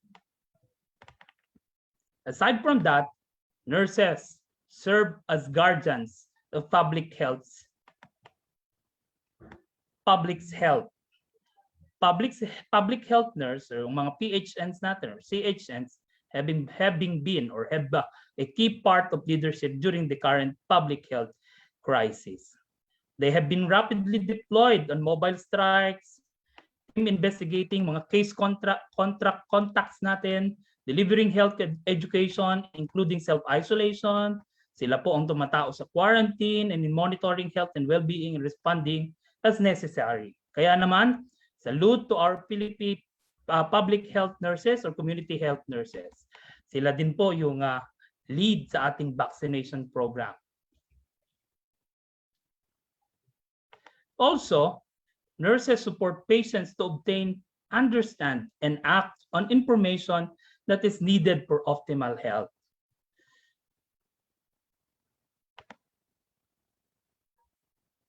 We are living in an era of misinformation and information overload, which is extremely harmful to our communities. This can cause harm to public health and the response effort because false information erodes public trust in health workers, official health organizations, and governments that are leading the fight against COVID-19. Moving forward in restoring public confidence and trust requires concerted effort and multitude of strategies. Kaya po importante din ang role natin, nurses, bilang educator, health educator. Because poor health literacy leads to poorer health outcomes. We need rapid support disseminations of evidence-based information to health professionals. Poor communication and confused messaging reduce public trust and confidence in health systems. So we should undertake an active role in health literacy, research, education, and promotion. And nurses plays a vital role in educating the public. Despite infodemic in many countries, a trust deficit has been a significant factor in impending effective COVID-19 responses like what is happening here in our country. Kaya naman po, sa lahat ng healthcare workers, let's be part of the team that educates the public regarding factual data about COVID-19. True enough that the global pandemic needs strong nursing staff, katulad din po sa pangangailangan ng ibang healthcare workers. Nursing staff engagement in clinical management, awareness, and knowledge exchange and public safety is necessary to conquer this pandemic. That is according to the WHO.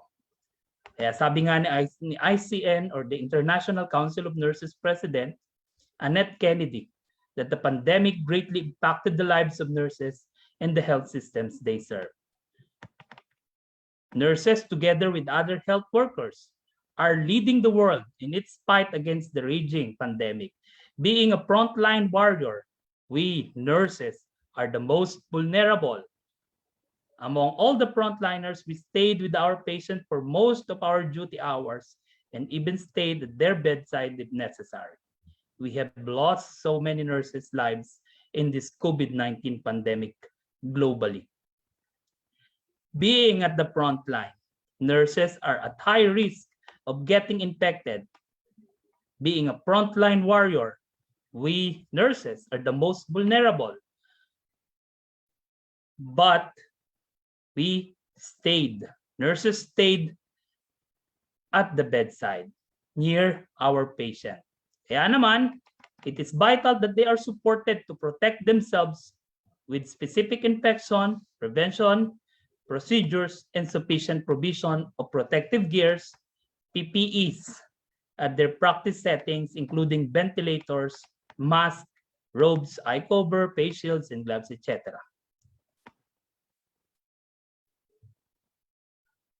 Nurses are now actively involved in COVID-19 interventions, and they will remain key players in stopping the pandemic with adequate assistance.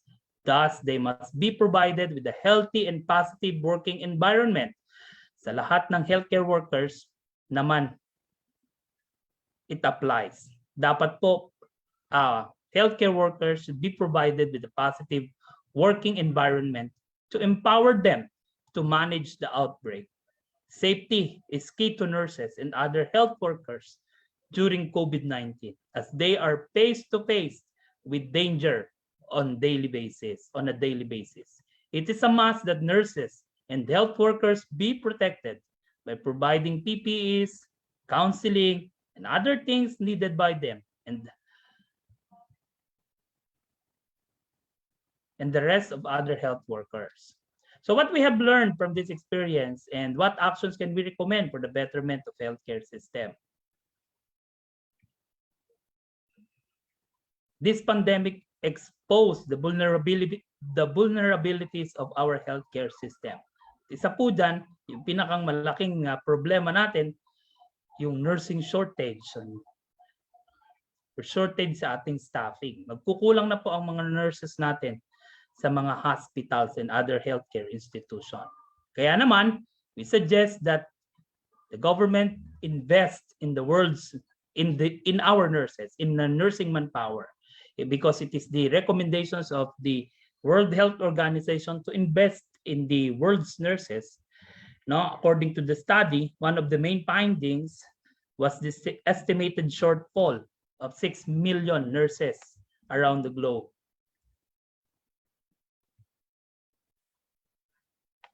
Despite years of calling for a greater investment in nursing, historical inadequate workforce planning, lack of policies, or weak implementation, fragmented responsibilities, and a lack of political leadership have all contributed to healthcare workforce crisis. Prior to COVID-19, workforce shortages were the biggest issue facing the healthcare delivery. Having enough nurses and having most care providers in hospitals be professional nurses matters for patient outcomes. Going forward, the challenge is to make the necessary investment in human capital for health and to implement and evaluate policy intervention to ensure that the benefits of the nursing workforce reach everyone. Remember that the health of a nation has a strong correlation to the strength of the public health workforce. Investment to nurses and healthcare workers is an investment to public health. Since global pandemic are unpredictable, global health agencies have to develop plans that will provide timely and appropriate responses. The World Health Organization said among those who will be involved in planning should be nurses. Another, we should provide nurses a safe place to work. No country, hospital, or clinic can keep its patients safe unless it keeps its health workers safe. World Health Organization Health Worker Safety Charter is a step towards ensuring that health workers have the safe working condition, the training, the pay, and the respect they deserve. That is according to Dr. Tedros Ghebreyesus, of the Director General of the WHO. Sabi nga ni Mark Britnell, how can people deliver compassionate care if they are not cared for too? We encountered several problems on staffing. Remember that safe staffing matters for positive patient outcomes. Having enough nurses and having most care providers in hospitals matters for patient safety.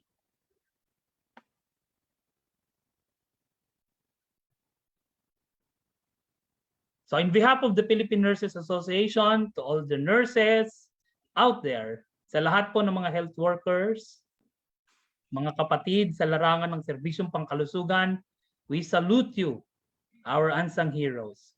Maraming salamat po sa inyong serbisyo at sakripisyo. Para sa ating mga nurses, mabuhay po kayo and be the best for Filipinos and the choice of the world. Thank you po. Thank you very much, President Melbert Reyes, for that very inspiring and motivating presentation. And you've basically highlighted and underscored the role of the nurses.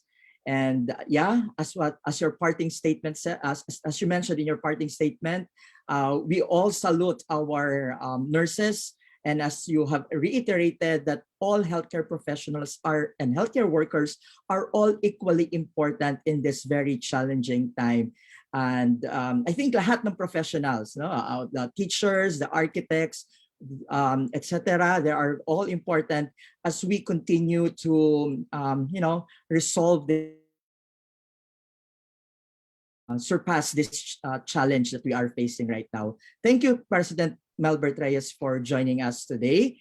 And please stay with us as I'm sure definitely there are questions in the chat box right now that, they were triggered with your presentation. So at this juncture, we are now moving towards the reactors, the statements from our panel of reactors.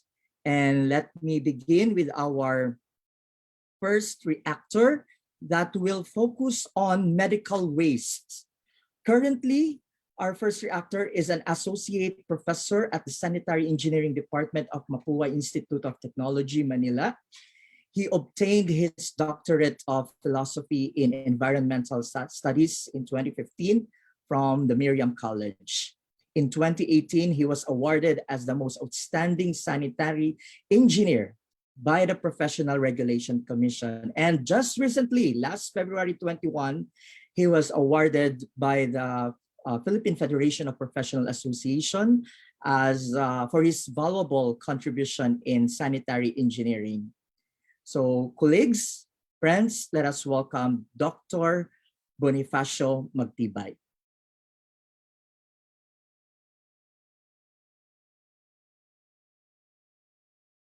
Dr. Magtibay, the floor is now yours.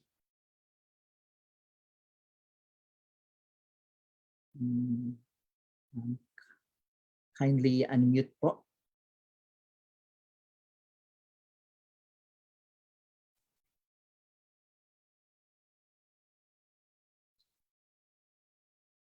While we are waiting for Dr. Magtibay's audio. I can't unmute. Yes, that's it po. It's already.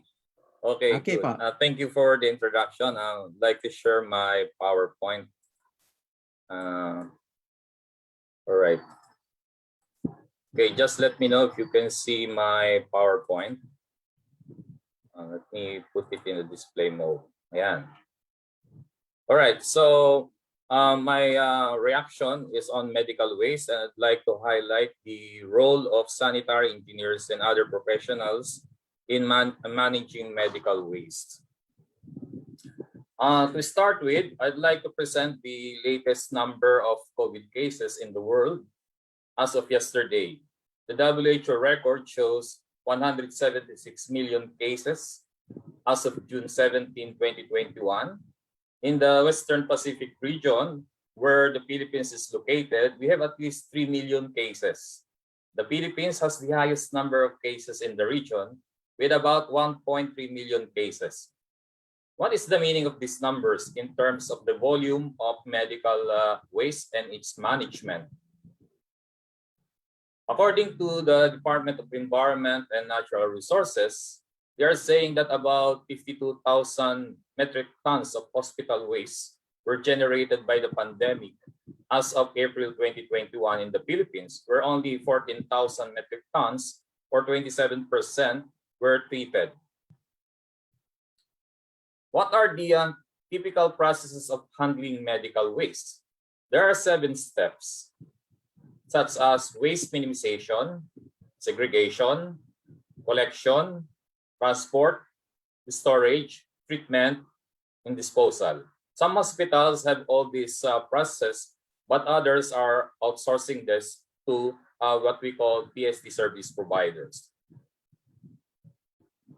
According to WHO, all medical waste generated during the care of confirmed COVID-19 patients is considered as infectious. Thus, the typical process of handling medical waste were modified by COVID-19. In some countries, and in some country case studies, the following changes were observed. First, in waste generation, more volume of waste were produced due to lockdowns and increased number of patients going to hospitals for checkup or even for confinement. In areas where COVID patients are staying, some countries prohibited the segregation of waste because, as I mentioned, WHO considered them as all infectious waste. In storage, more spaces are required to accommodate the increase in volume. For collection and transport, this becomes more frequent, at least every 72 hours, as recommended by experts. For treatment and disposal, COVID waste is best handled by thermal technology, such as incineration or autoclave or pyrolysis. So these are some technologies that are also recommended by WHO and even the Department of Health. In 2020, DOH issued guidelines on handling medical waste, particularly to address COVID waste. One of these is the 4th edition of Healthcare Waste Management Manual, where DOH required the formation of Healthcare Waste Management Committee, composed of various professions. Some key professions in this committee could involve engineers, doctors, nurses, and pharmacists. My presentation will focus on the potential role of sanitary engineers in handling medical waste. As part of the Healthcare Waste Management Committee, the sanitary engineers can perform some positions and functions such as the following. As Waste Management Officer, these are in charge of ensuring that all steps of medical waste management are properly conducted. As Pollution Control Officer, this position ensures that all requirements of the Environmental Management Bureau are complied for pollution control devices, pollution permits and its renewals, and even submission of reports are submitted on time. The next is Infection Control and Safety Officer. This position is in charge of control of infection, compliance to the standards of waste management, and training of staff on waste management. And lastly, as Hospital Engineer. This position is in charge of installing or maintaining waste storage and even treatment facilities. The competency of sanitary engineers in performing these roles are supported by some government guidelines and enabling laws, such as the following. First is the Republic Act 1364, known as the Sanitary Engineering Law. As is stipulated in this law, waste management is one of the scope of practice. In the Sanitary Engineering Board exam, related subjects are public health engineering, about 15%, and environmental engineering, 20%, where waste management is covered. So it's a significant chunk of the board exam of sanitary engineering, almost 35% is related or covered by waste management. In CHED memo of number 35 of 2009, the field of practice and scope of specialization cited are in the areas of public health engineering, environmental engineering, and solid waste management. Also in DNR guidelines, sanitary engineers are qualified to become pollution control officers. In the Department of Health guidelines, sanitary engineers have a big role in the implementation of the sanitation code of the Philippines, which include also waste management. In conclusion, I wish to reiterate that the occurrence of COVID-19 pandemic has changed the approaches in handling medical waste due to consequent increase in the volume of waste and the associated risks of disease transmission that should be handled by professionals. Among the professionals concerned, sanitary engineers are among those who are closely involved in handling medical waste related to the pandemic. They have educational training, expertise, and government mandates to practice engineering activities that protect public health and environment. As mentioned by other speakers, sanitary engineers are equally important in this battle of on COVID-19. As the virus, we cannot see it, but we can fight for it. Thank you and good day. Back to you.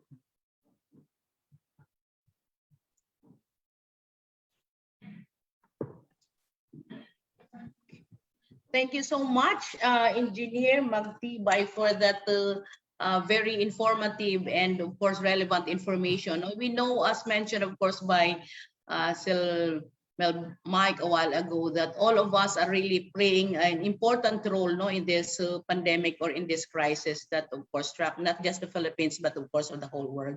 Thank you very much for sharing with us. When in fact, we have also this, just would like to tell you, of course, Engineer, that the midwives are really following, of course, the, the handling, of course, the handling of medical waste, of course, not just during this pandemic, but even before. So we have trainings every 2 years yata yung aming pag-train sa aming mga midwives, because we have also this medical waste out of our deliveries, of course, daily. No? So thank you very much, of course, for sharing with us your expertise, Engineer.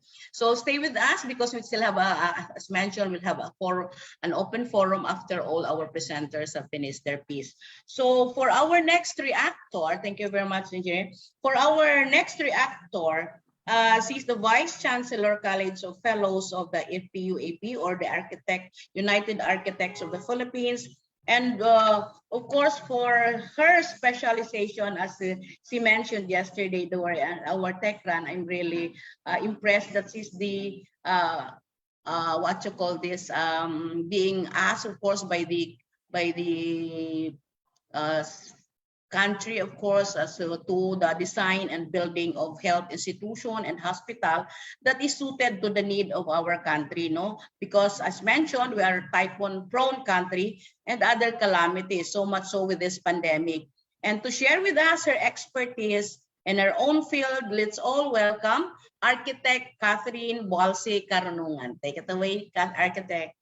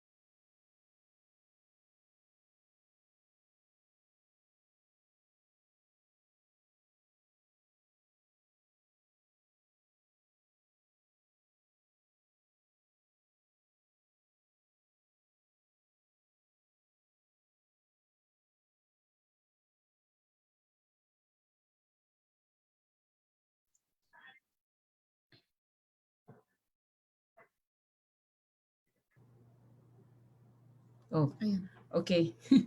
I had to wait for myself to be unmuted. Sorry, I'm but sorry. I'm sorry. that's okay. That's okay. I would like to introduce myself. I'm Architect Cathy Karunungan, and my presentation is more of a practical presentation because we do a lot of well, currently we're doing 15 hospitals in our firm, and before pandemic and during pandemic. So, all of a sudden, our focus has to change because of we had to deal with this situation, especially with the mechanical, the positive and negative pressure. But I'm very proud of this hospital in General Santos that's going to be opening this year, probably September or October, wherein the doctors right away, what they did was during the pandemic,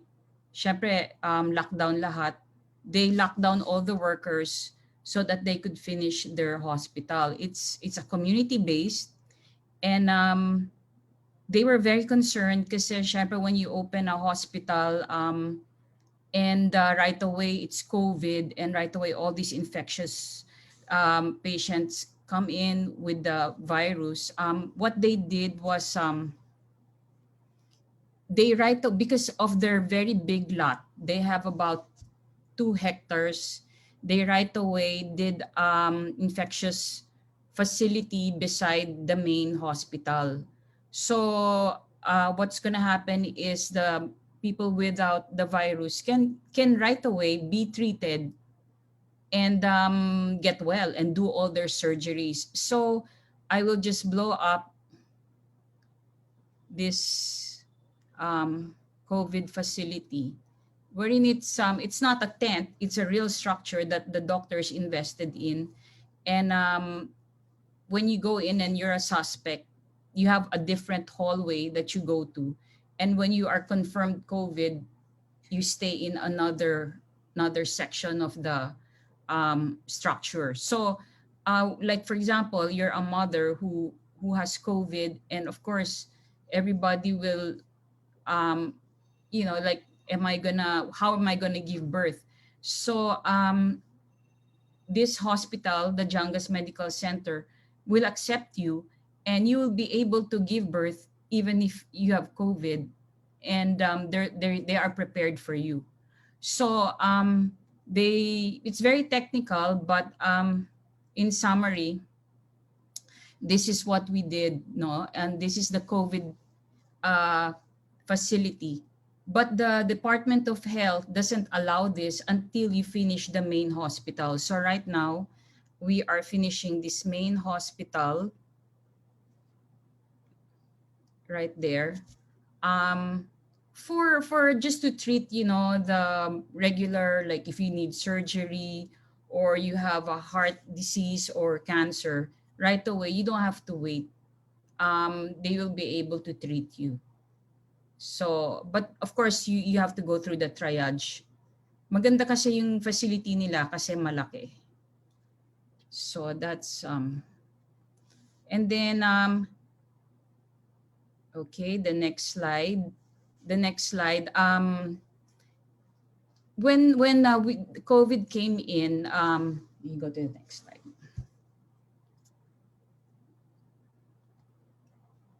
Next slide. Okay, if you notice here, although right now all the like for example the reception, the nurses station will probably be enclosed already. It gone are the days wherein the nurses station is open. Right now, when we design, it will have to be enclosed, and they will have to have their own negative positive pressure so that we can of course protect the health workers and the people in that work in the hospital, like the receptionists. So right now it's what we're designing right now, especially admissions, is all enclosed. Okay, so that's how we are going to design. That's why right now if you see But this one will go all the way up. The glass will go all the way up so that if you notice, the nurses do their charting inside the nurses station, and they have to be safe, no?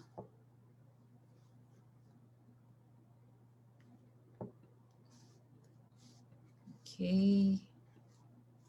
This is a dialysis that we did in Davao.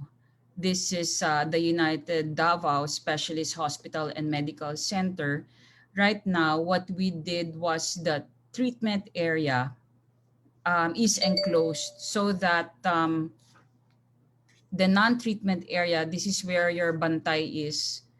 The people who have to do the treatment will be safe from the people that are out, that are not supposed to be there. And then we also provide an isolation area for people that have to go through hemoperfusion, because that's also one treatment that they did.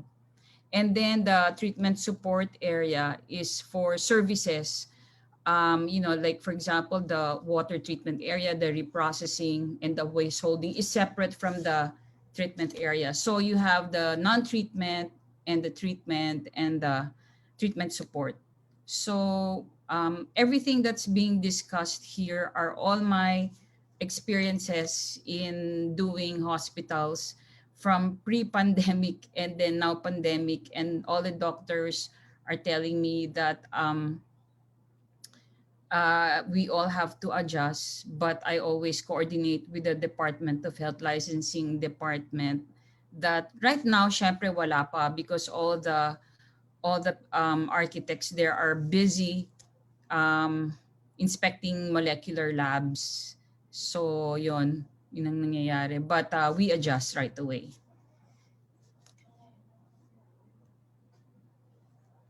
So this is a blow up of the dialysis, just in case you are building a hospital or trying to renovate your dialysis. This is the way we the doctors and the architects kind of joined together and created this way of doing a dialysis now.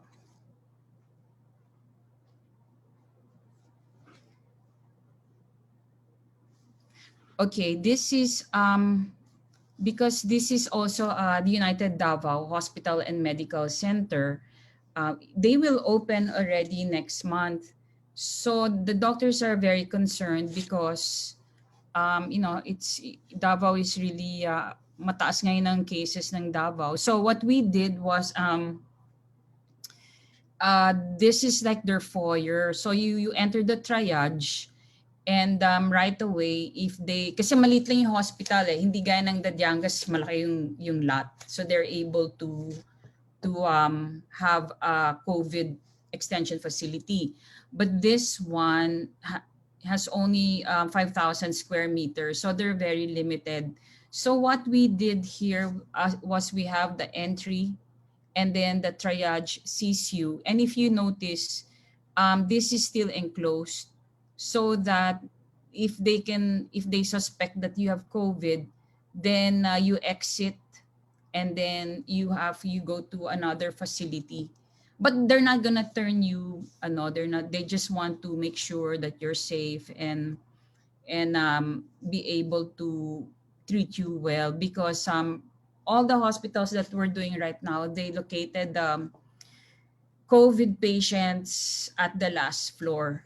So if you have 3 floors of patient rooms, the COVID patients will be on the last floor, so that you are being protected. So the other patients are being protected. And then, so this is more or less the blow up of the triage. And then, of course, these are all in compliance with the Department of Health.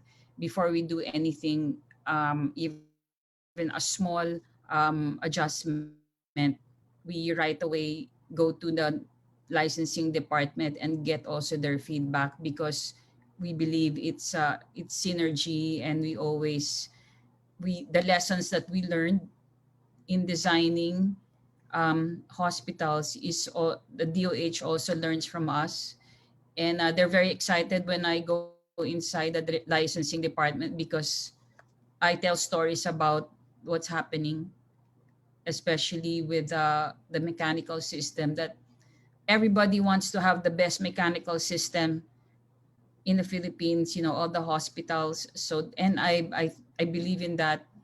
But of course, it's very expensive. But I believe in just probably healthy exchanges of air for the doctor's clinic so that the doctors don't get infected, because I have a lot of doctor friends who, while treating the patient, they got infected. Some of them passed. So I was there in the war zone. So that's it from my presentation. If you have any questions, maybe in the open forum. Thank you very much, Architect Kathy, for showcasing interprofessional collaboration. I think that's one of the highlights of your presentation, that healthcare professionals and non-healthcare professionals like architects can really work together as we, of course, manage and address the issues of COVID-19. You know what? One of the good thing, the positive side of COVID-19 is we become more innovative, and we have these novelties, fresh ideas, like we are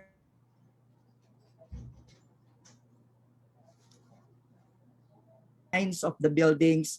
So alam niyo na po kung sino ko kontakin niyo. Okay, thank you, Architect Kathy. Thank you, Architect, for joining us again. Let's move forward to our third member of the panel of reactors. I believe he has a pre-recorded presentation. Nevertheless, let me introduce our next presenter, who is currently the director of the Center for Labor Justice, School of Labor and Industrial Relations of the University of the Philippines, Diliman. He is also the head of the Office of Student Ethics of the same university. And to provide us the thoughts on education and legal requirements of healthcare professionals, let us all welcome Attorney Rosalio Aragon.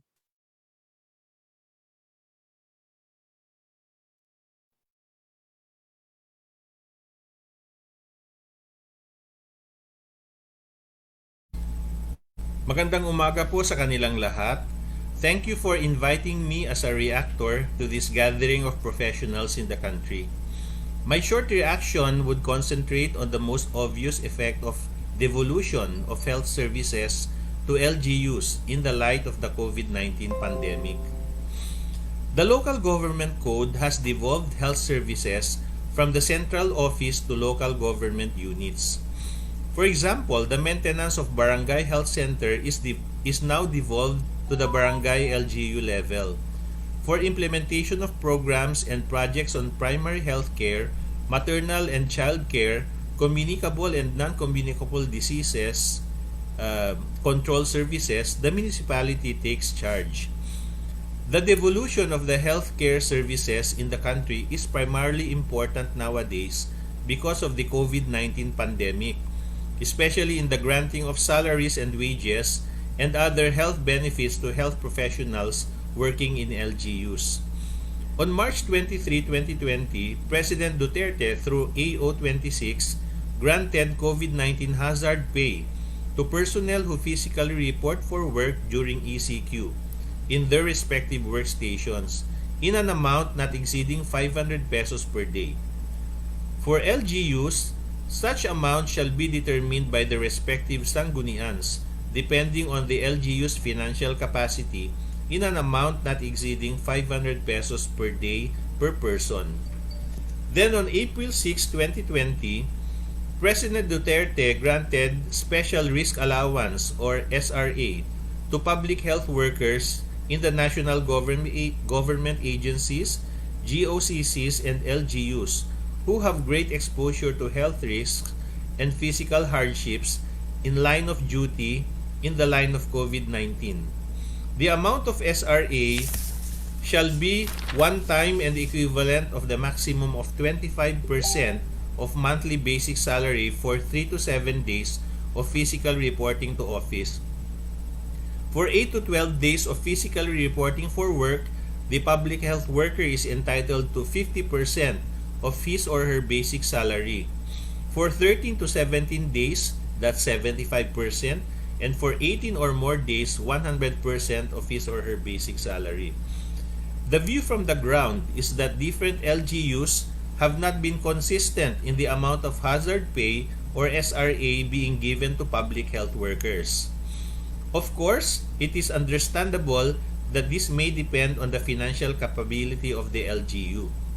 However, as a matter of feedback from some health professionals in the provinces, some 4th or 5th municipalities actually give more in terms of hazard pay and SRA than first-class cities or municipalities. This realization has led public health workers to compare what they received as benefits from other health workers in the region. The difference in their actual pay has led to demoralization and feelings of being left out. I think that this scenario deserves our serious concern because the trend is that the spread of COVID-19 is now going to the provinces. While the evolution of health services has given so many advantages in terms of providing healthcare services, the pay of public health workers should be addressed because of the pressing needs and inherent dangers associated with the COVID-19 pandemic. This is all, and I hope that this short reaction would prove helpful to improving the plight of healthcare professionals in the country. Maraming salamat po at magandang umaga po sa ating lahat.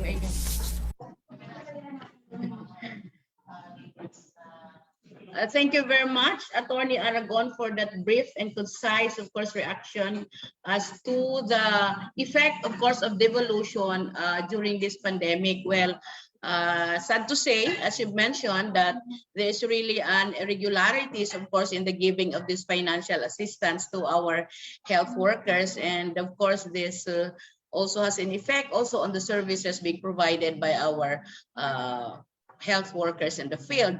And as mentioned, of course, by our speaker, the president of the Philippine Nurses Association, that in spite naman of this, of course, of these irregularities, we still continue to work for the benefit, of course, of the community we are serving. No? So thank you so much, Attorney, and I hope then you will stay with us for our open forum, as again, would like to ask our participants to please write down your questions in the chat box. And at the same time, for those in the Facebook, would like to ask you to please maybe a picture of the proceedings today for your, what you call this, as a proof that you have attended, of course, our activity this morning.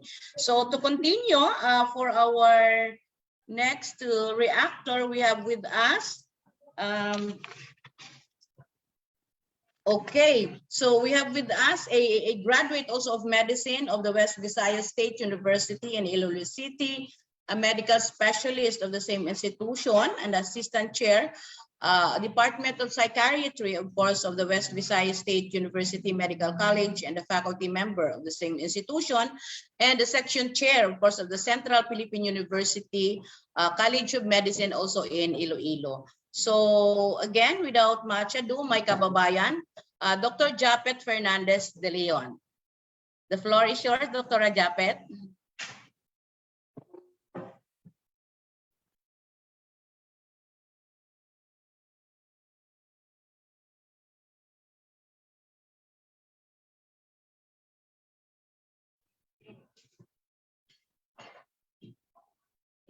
Baka naka-unmute si Dr. Japet.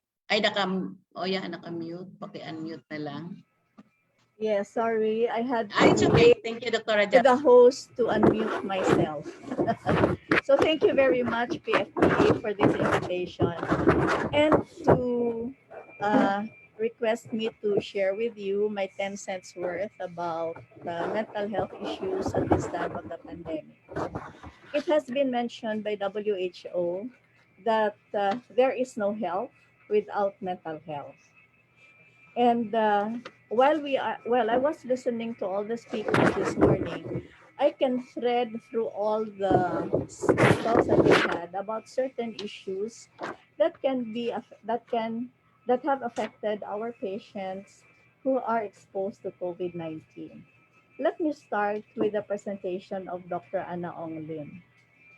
When she was saying about making arrangements for home care, part of the effect of home care is of course anxiety, which is affecting people who are affected by COVID, people who care for patients who have COVID, and whether the patient himself or herself, whether his or her condition will worsen or will exacerbate.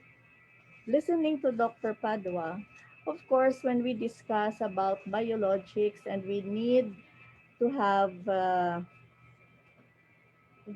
and we need money for workups of patient, and at this time of the pandemic, of course, people have lost their jobs, so going to the hospital and the going for workup will mean a lot of resources, and of course a family which is already cash strapped because of COVID will of course feel the effects on their own emotional and psychological health. Dr. Attorney Bu Castro mentioned about the effects on the healthcare workers, where the Philippines lacks a lot of healthcare workers. So we don't have a lot of physicians, we don't have a lot of nurses, and the private hospitals are pleading for PhilHealth to give them their share or their remuneration for those who have been admitted to the hospital, whether COVID or not. So again, this is also taking a toll on the mental health of those running the hospitals.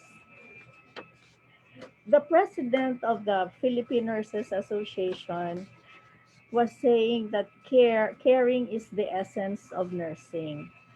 And he did mention about education of factual data. And I loved it when he said, how can people deliver compassionate care if they are not cared for? Again, that is part of the essence of mental health. And Architect Karunungan was also mentioning about how they had to change how the hospitals look like so that those who have COVID will pass this way, others who do not COVID will pass the other way. So there is no fear of cross contamination between those who have COVID and those who do not have COVID, and those who might be needing assistance for other medical or surgical health conditions.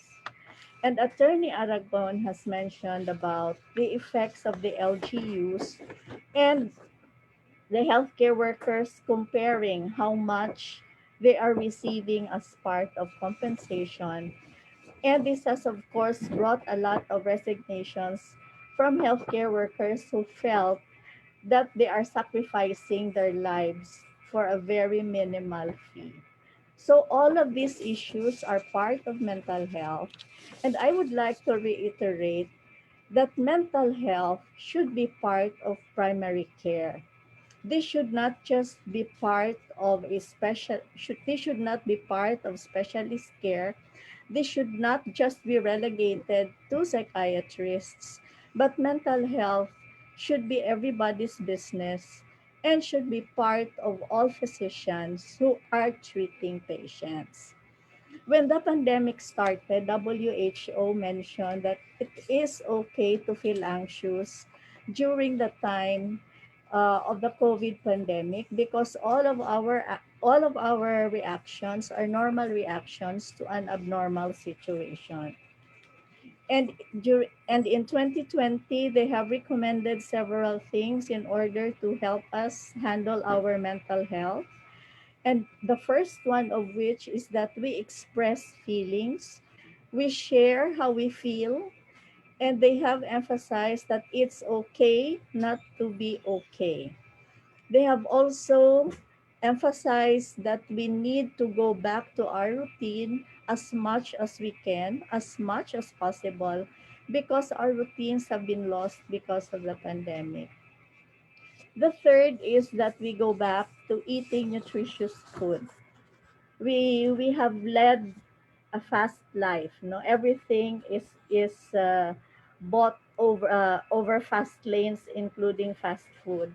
So the pandemic has taught us to go back to eating the right food and to feed our children nutritious food, which will of course help their immune system. Exercise has been emphasized, and it has been mentioned that exercise is part of exercise is medicine, and that when we exercise, we also um, we have a lot of serotonin circulating, which is what we call the happy neurotransmitter. So it helps us deal with anxiety and with depression. 8 hours of sleep every night cannot be overemphasized. And while people have stayed glued to their televisions and even to watching a lot of Korean or even animes, no, Korean telenovelas and animes, we have to make sure that we sleep 8 hours every night. Sleep has been found to be very important in terms of improving the immune system. And all of us who are present here have our own special hobbies. I was listening to Sir Tandok earlier, and he said that he has been painting a lot during this time. So our own talents are coming to fore because of this pandemic. We did not realize that we have a knack for cooking, we have a knack for taking care of plants, or we have a knack for baking. It was only the pandemic that has actually unleashed a lot of our talents. And it's very important that we give our workers the time to have time out. No, so it's okay to have time out because so that we will not experience burnout. So stress management is very important in the same way that we also have to deal with grief work. I still remember the voice of Ruby Rodriguez breaking when she said, "How can you? It's so difficult to grieve when you receive the ashes of your sister in a jar." No, so grief work is something that we have to deal with, and it will take time for us to be able to do so. And lastly, there are three things that Filipinos have helped them handle this pandemic. The first is mindfulness. We have to be mindful of what we are doing. We have to be at the present moment. So I have no slides. That's why you are listening to me. So you are hearing me, I hope. So we have to be here at the present moment. The second is meditation. Meditation has shown to improve or to change the way our brain is wired, and it has changed how we handle things. And lastly, prayers. No, all of us, regardless of our faith, no, have turned to prayers at this time of the pandemic. We know that, like the Spanish flu, this thing shall also pass. So thank you very much, and I hope we will have a fruitful discussion later on.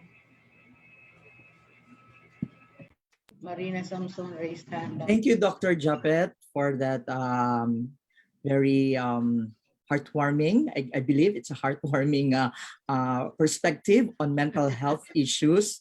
And I'm sure one way or another we have experienced, mental issues during this pandemic. And I was listening to the presentation of Dr. De Leon and checking things if whether I'm doing that, if I'm doing it. And I hope you are also doing that thing. If you have done some things for your mental health, remember that mental health is one of the dimensions of health. When you say health and wellness, you have to include mental health. That's why I really support what Dr. Japeth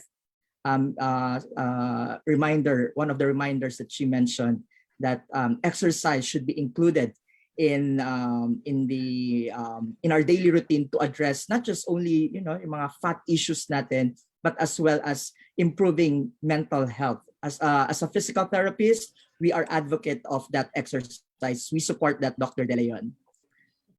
Thank you very much for joining us. So, Ma'am Path. Yes, and before we go to the open forum, we'd like to thank, of course, our speakers, our reactors, their experiences, a vast experience of them, and really, no, sabi nga ni Dr. Japet na it really unleashed, no, gusto ko yon, yung unleash yung other potentials of an individual, because even though I am a certified plantita before the COVID, no, so talagang we really have a lot, no, by cooking. And of course, and the most important, I think, Dr. Japet really is on the bonding, the family bonding that we are having right now, because we're all inside the house, we're all inside our home. So I think the bonding is there, and really promotes love between its member of the family. So, sir, do we have some questions, Sir Mike? Yes, Ma'am Pat. There were questions in the chat box that were already answered by Dr. Padua. But there is this particular question that is also directed to him. I hope Dr. Padua is still with us. There is this question regarding rapid tests. The question is, why is that IATF is not accepting rapid tests as a proof whether a person is not positive of COVID-19?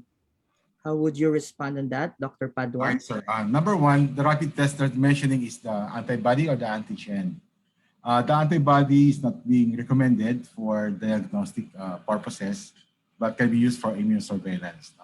For the rapid antigen test, from the latest directive of the DOH is being honored as an alternative for RT-PCR.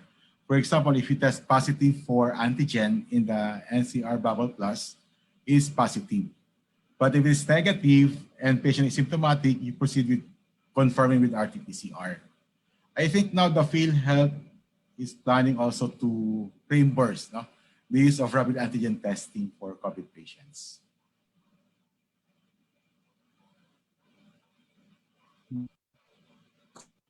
I answered the question, sir. Question answered. Yes, sir. Thank you, Doc. Now, we have another question here, Ma'am Pat, if I may read the question. And any of our medical specialists can answer this one. Okay, any of the medical specialists can answer this one. Do you know any investigation on the history where this COVID-19 or the SARS-CoV-2 virus started or emanated from? Well, in the U.S., yes, the U.S. Congress has a pending procedure to investigate the source of the virus, but I think it has become it has attained political color because it is the Democrats versus the Republicans, and it is the Republicans who wants to know the very source of the COVID-19. Let's see how it, because the European group also is now asking for it after the G7 meet. They want to know the source. We don't know how it's going to proceed. Thank you, Dr. Bu.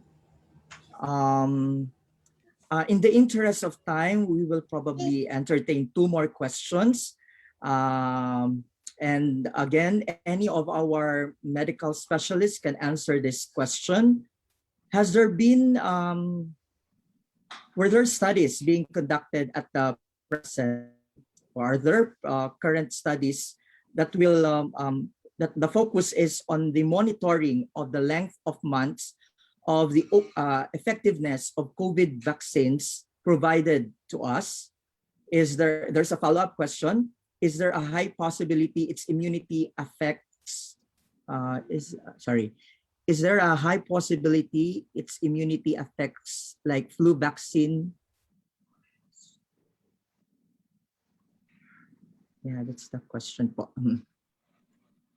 Dr. Mike, if you'll allow me to take that question. This is Dr. Anna. Yes, Dr. Anna, please po.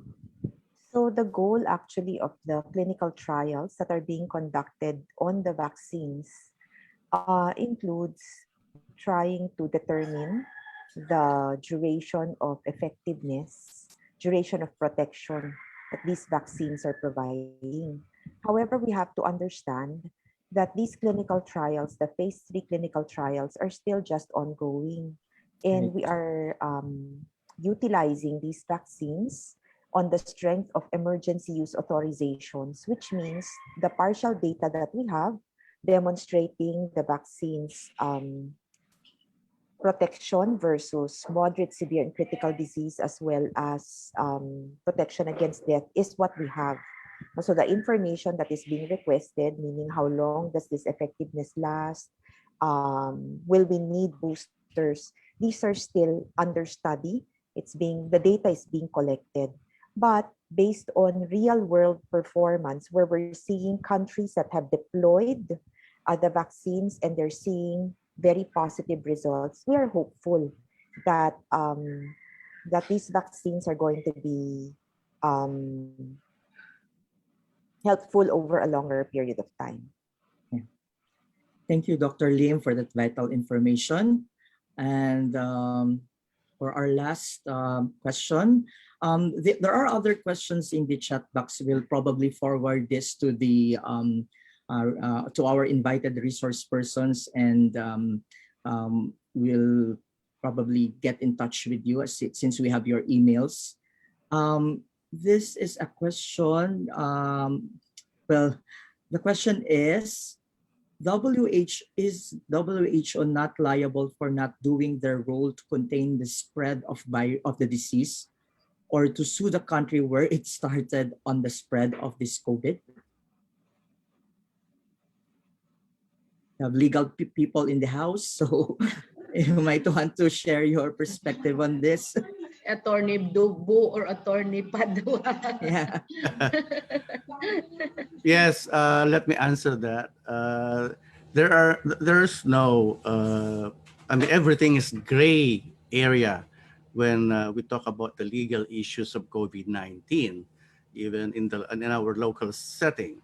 There are so many gray areas when you talk about COVID-19. So whether or not you can sue WHO or China or Wuhan government, we don't know. We don't know. Probably some legislations will come out later as we learn from this COVID pandemic. Thank you. Thank you, Dr. Castro, Attorney Dr. Castro, for your answer. And again, that wraps up our Q&A part. And again, on behalf of the PFPA Board of Officers and Executive Board, our heartfelt appreciation to all our speakers and our panel of reactors for sharing your expertise and your valuable time. Thank you once again. And to PRC, happy 48th founding anniversary. Yeah. So let me turn over the floor now to Ma'am Pat for the introduction of the person who will give the synthesis and closing remarks. Thank you. From my end, also I would like to thank all the speakers, for sharing with us really their expertise. It's really an opener to all of us as well, Kasi maybe for the health worker, we have a lot already, and Dr. Anna knows about it. That we've been through this with the Department of Health for so long a time, providing information, etc. More so, in fact, more so with our health worker, for them to convince even our health worker to submit themselves to vaccination. So, but anyway, I hope then that we will have the part 2, part 2 of this activity of ours, para bang a convergence, of course, of the professionals into one. And I think you're very right, Sir Michael, that really this COVID-19 really, parang nagiging daan siya for us all professionals to be in one, of course, in combating this crisis that hits, of course, the world. So you are right, ma'am. Yeah, that's right. So again, as mentioned, we have a lot of questions in the chat box, but unfortunately, we're running out of time. So it is also there in the chat box, the ano ba to? Our Sir Michael, of course, you're adding feedback, of course, Yes, feedback yes. from the participants, that please send, as mentioned, send us a screenshot of the forum to the pfpaph@gmail.com to get your certificate, of course, from our secretary, Cesar de la Cruz, Engineer Cesar de la Cruz. So without much ado, again, I would like to give you, of course, the president of the Philippine Medical Association, Punong Abala, together with our president and the secretariat, of course, of the PFPA, no other than, of course, the busiest person at this time as well, the president of PMA, of course, Dr. Benny Atienza. Dr. Benny, the floor is yours. Thank you. Actually, tamang-tama po yung ating topic, the role of the professionals in the healthcare system improvement, and we do hope, sabi nga namin, lahat po na professionals ay naapektuhan ng pandemic, and some of our colleagues died due to COVID. And I will recapitulate our discussion for today. Dr. Ana Ang Lim emphasized the health facilities capacity during pandemic in our country. She discussed the suspected COVID-19 and management of their contacts. The 10 days, tandaan po natin, 10 days period for isolation start when you knew that your test is positive and you must be quarantined for 14 days for those who are exposed. Dr. Padua said the right test in the right time is the most important for COVID diagnostic procedure. He differentiated the molecular, serology test, and biochemical monitoring. In the community setting, it is important to have more testing to determine the positivity rate and detect those asymptomatic carrier. Nasopharyngeal or pharyngeal swab shall remain the standard of specimen collection. It takes 3 to 4 weeks to determine the sequencing or determination of the certain COVID variant. Dr. Atty. Castro, he discussed the local healthcare capacity during the COVID, the need for more manpower, infectious disease consultant, internees, nursing service, nursing for every 5 patients, thus additional cost for hospital and patients. And to help alleviate this system, there are 2 principal system interdependencies and unintended. And we must pool and coordinate resources in case this organization innovating and learning in the real time. He summarizes the demand, services, supply, and income suggested in different, and he suggested different solutions in these aspects. Mr. Gilbert Reyes emphasized the need to have chief nursing officer, personalized high-quality care that were visible in both hospitals and the community during the pandemic. Yan po ang role ng mga nurses. The pandemic greatly impacted the lives of our nurses, and the nurses are the most vulnerable person during this pandemic. He also discussed the shortage of nurses, and according to WHO, we lack 60 million nurses around the world. Nurses need safe place to work, training, and salary and compensation. Regarding our reactors, Engineer Magtibay discussed the modification in solid waste management system and procedure. We need committees that includes waste management officer, pollution control officer, infection control and safety officer, and sanitary engineer. We will invite you to be one of our resource person in our search of outstanding eco hospital and clinic of the Philippine Medical Association. Next month po siguro namin i-launch yan. Then our architect Catherine Karunungan presented the practical and model hospital in time of pandemic, the separation of the communicable and non-communicable sections in the hospital. While Atty. Aragon emphasized the effect of devolution of health services, during this pandemic, the salaries, the hazard pays, LGU depending on their capacity, the SRA, the serious concern in the search of now in in the provinces, maapektuhan ang mga sweldo ng ating mga nurses, health professionals. Then Dr. Japet emphasized that there's no good health if there's no good mental health. She said that psychiatric effects among our professionals, especially in the health workers, I agree that mental health must be part of the primary health care. According to her, there are 3 important things to be considered this pandemic. One is mindfulness, meditation, and prayer. On behalf po of the what's the next? We do hope that we can share the slides to you upon the approval of all the speakers and reactors and this will be part of our COVID-19 management, and the output of this forum may be submitted to the Professional Regulation Commission and presented to other government agencies, DOH, IITF. On behalf of the Philippine Foundation for a Professional Association and the Philippine Medical Association, we would like to thank our resource speakers and reactors for enlightenment and sharing your precious time and expertise to our co-professional. To Jeff, Ian, Roland, and the other PMA IT staff, maraming salamat po sa inyo. Thank you po. Magandang tanghali na po sa inyo lahat. Well, that's end our activity for today. Happy anniversary to PRC. Thank you very much once again to our speakers and reactors. So, thank you. Sir Mike. So this has been your host, Mike Cabilo from PPTA. And Pat Gomez from the Integrated Midwives Association of the Philippines. Thank you very much. Very much, and have a great day. Happy weekend, lunch. everyone. Lunch na and po. Keep safe.